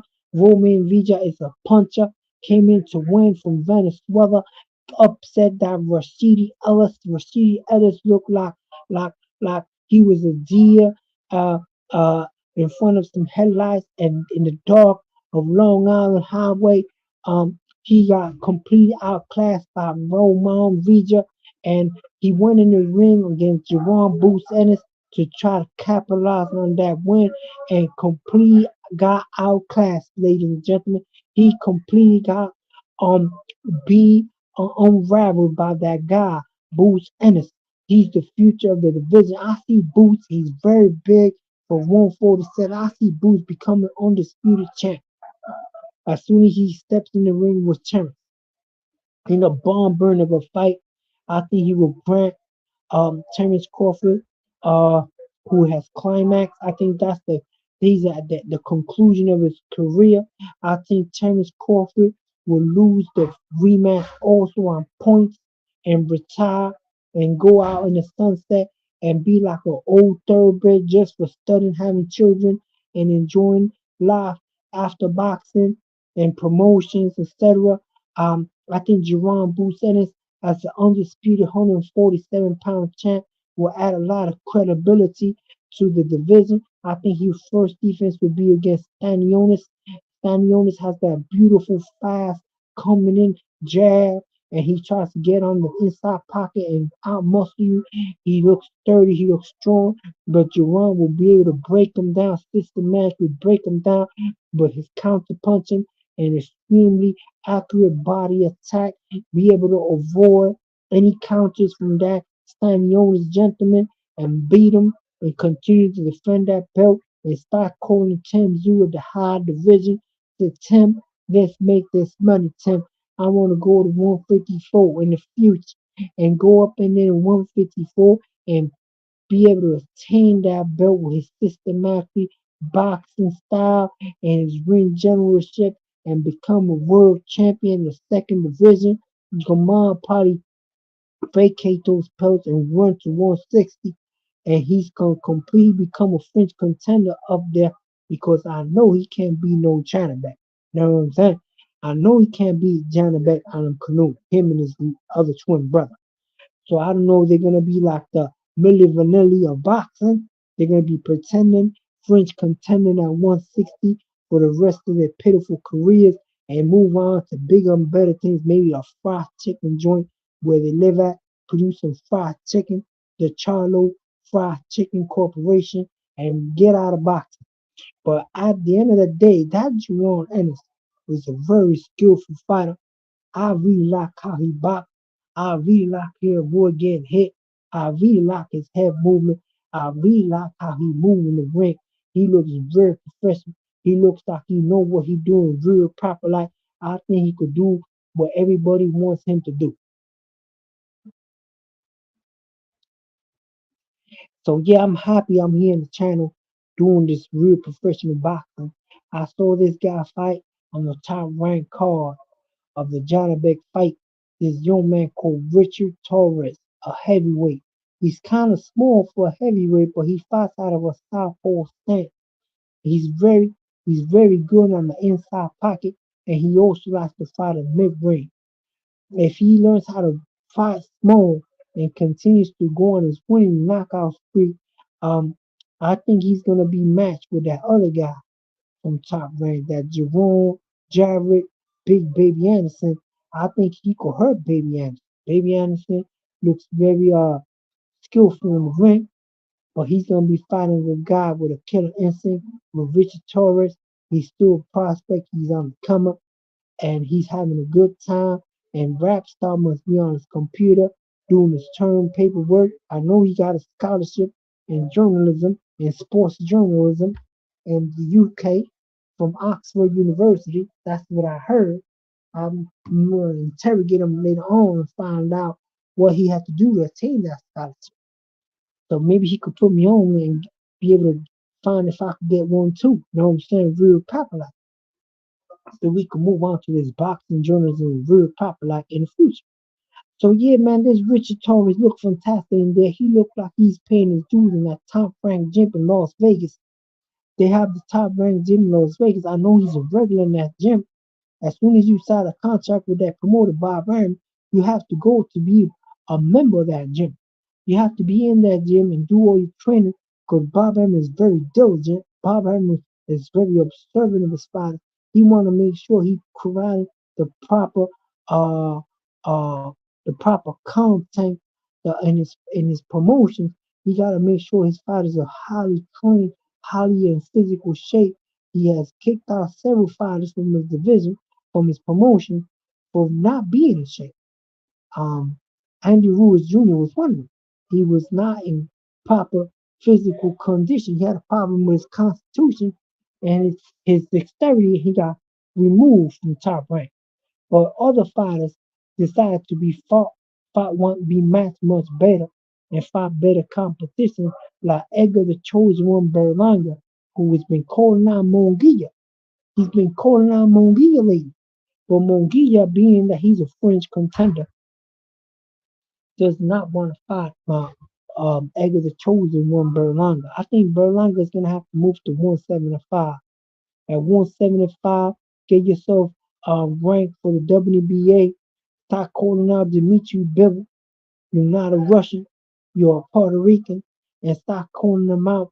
And start after every win, you go on a 5-minute interview and call out Bivol. Say, Bivol, I'm here. I'm 175 pounder. I'm acclimated to 175. I think I could do the. I have the right essential tools to do what Sal Alvarez couldn't do, and that's give you a big loss on your resume by knockout. Know what I'm saying? The chosen one style. Know what I'm saying? Because I'm the chosen one. I got the style that was chosen for me to be great. I've been elected by the higher ups for me to be the all-time great at 175. I was at 168, but I've been chosen and elected by the higher ups, by the high authority to be the 175 WBA super champion. And I'm gonna defeat this guy. That's where you gotta say, people. You gotta make yourself marketable. You gotta be elected to be great. You know what I'm saying? Like Janibek. Janibek said I was chosen to be the elected 160-pound champ, and he effectively defeated Vincenzo. Vincenzo was speechless in that ring when he saw the punching power of that big Cossack rider. That Cossack style was smothering when shot, and the referee was totally disgusted with the performance of this Italian German, and the fight was stopped in the 6th round. That Janibek impressed me. Alan Canoli showed me that he got the skill to be a long-term 160-pound undisputed champion. I saw a guy that was very similar to Marvelous Marvin Hagler in the ring. The way he dispatched the opponent, like Marvin Hagler used to knock out all these other guys back in the day. You know what I'm saying? I could see Marvin Hagler be a long-time champ. I could see this guy be a long-time champ like Marvin Hagler. I could see him do things that Marvin Hagler did in the ring against his opponent. I see Janibek Kanoli being considered the next all-time great, being compared to Gennady G. Golovkin. Know what I'm saying? The other Cossack hammer that was knocking out people in that division. I see him being compared to Sal Alvarez, Canelo. That's why I could see him being compared to the undisputed 160-pound Canelo Alvarez. When he had that little run at 160 and he was knocking out and beating everybody. I could see him being compared to that Puerto Rican Miguel Cotto, the guy that knocked out Sergio Martinez. I could see him being compared to Dick Tiger, another undisputed 160 pounds. I could see this guy being the ATG of that division. Yes, sir. I see Adam Kanoli being a Hall of Fame, Kazakhstan. Know what I'm saying? Yeah, so I really like this fighter. I like the way people run away from him, like Demetrius Andrade. He left the division. I can see why people don't want to fight him now because the guy hits very hard. The guy he won that fight basically on his punching power. He was hitting the guy with 1-2s and the guy couldn't deal with it. He didn't have the the punch retention. He couldn't retain that and deal with that punching power. And that's part of ring generalship. You gotta have a chin. You gotta be able to deal with the punching power. You gotta have a positive mental attitude in the ring. And Vincenzo didn't have that, even though he was an undefeated world champion. So yeah, man. So this boxing is beautiful. I like the fights this year so far. We see some new champions emerging, like Ushaki Foster, the WBC 130-pound champ. We seen guys emerging with world titles like Tszyu got elevated to WBO champ at 154. The Pretender got stripped. That Jermel Bambi Leg Charlo. They call him Bambi Leg because he was running all night against Sal Alvarez. So yeah, I see Bambi Leg Charlo continue to lose those belts in the ring, outside the ring because he's not going to be fighting high quality opposition. I see the emergence of Janibek Alam Kanuli. Know what I'm saying? Alam Kanuli at 160. I seen the emergence of Dimitri Bivol, highly ranked aspiration by being Sal Alvarez. I see Canelo Alvarez himself this year becoming a very credible, undisputed champ with wins over Bambi Leg Charlo, with wins over several other opponents like the Gorilla, John Ryder, who's a very strong, durable 168-pound, highly ranked fighter, world class fighter. I see Canelo being a long term 168-pound champ. The only guy that, in my opinion, that could give that guy a big take that belt will be Janibek. But not now, maybe in 1 or 2 more years. I see Janibek is hungry to become undisputed. I think that projection will take him 1 or 2 years. I think the WBC is going to put Carlos Adames to fight for that belt or defend that belt against Janibek because Gamal Charlo is going to vacate or move up or just not fight and be stripped. I don't think Gamal Charlo has the courageousness to step in the ring with a guy like Janibek. I think Jamal Charlo has been pretending for too long, and Carlos Adames will step and volunteer to assume the WBC championship level and be the real champion and represent that sanctioning body and go in the ring real courageous like against Janibek Kanuli and dispute for the unified championship. I see Arizona Lara probably vacate that belt and get a fight with Canelo instead of fighting Janibek. I know Canelo's kind of sore in the mouth from that fight, so I think this guy will cash out. I think the next PBC fight, in my opinion, will be Sandy Lara against Saul Alvarez. Why people say that? Because that was a disputed win. Canelo always wanted to pay back. Sandy Lara is the later stages of his career. I think He will cash out, and after that performance, either win or lose, will retire from boxing. He will not be boxing anymore. So the WNBA probably a vacant belt. The WNBA will have to find a gentleman that could aspire to defend that belt real proper like. I think that one of the fighters is gonna be fine for that belt will be Danny Garcia Swift. Yes, Danny Swift Garcia with his dad Andrew Garcia will attend to fight for the vacant WBA 160-pound championship. I don't know who that opponent will be, but most probably that'll be Jamel Charlo.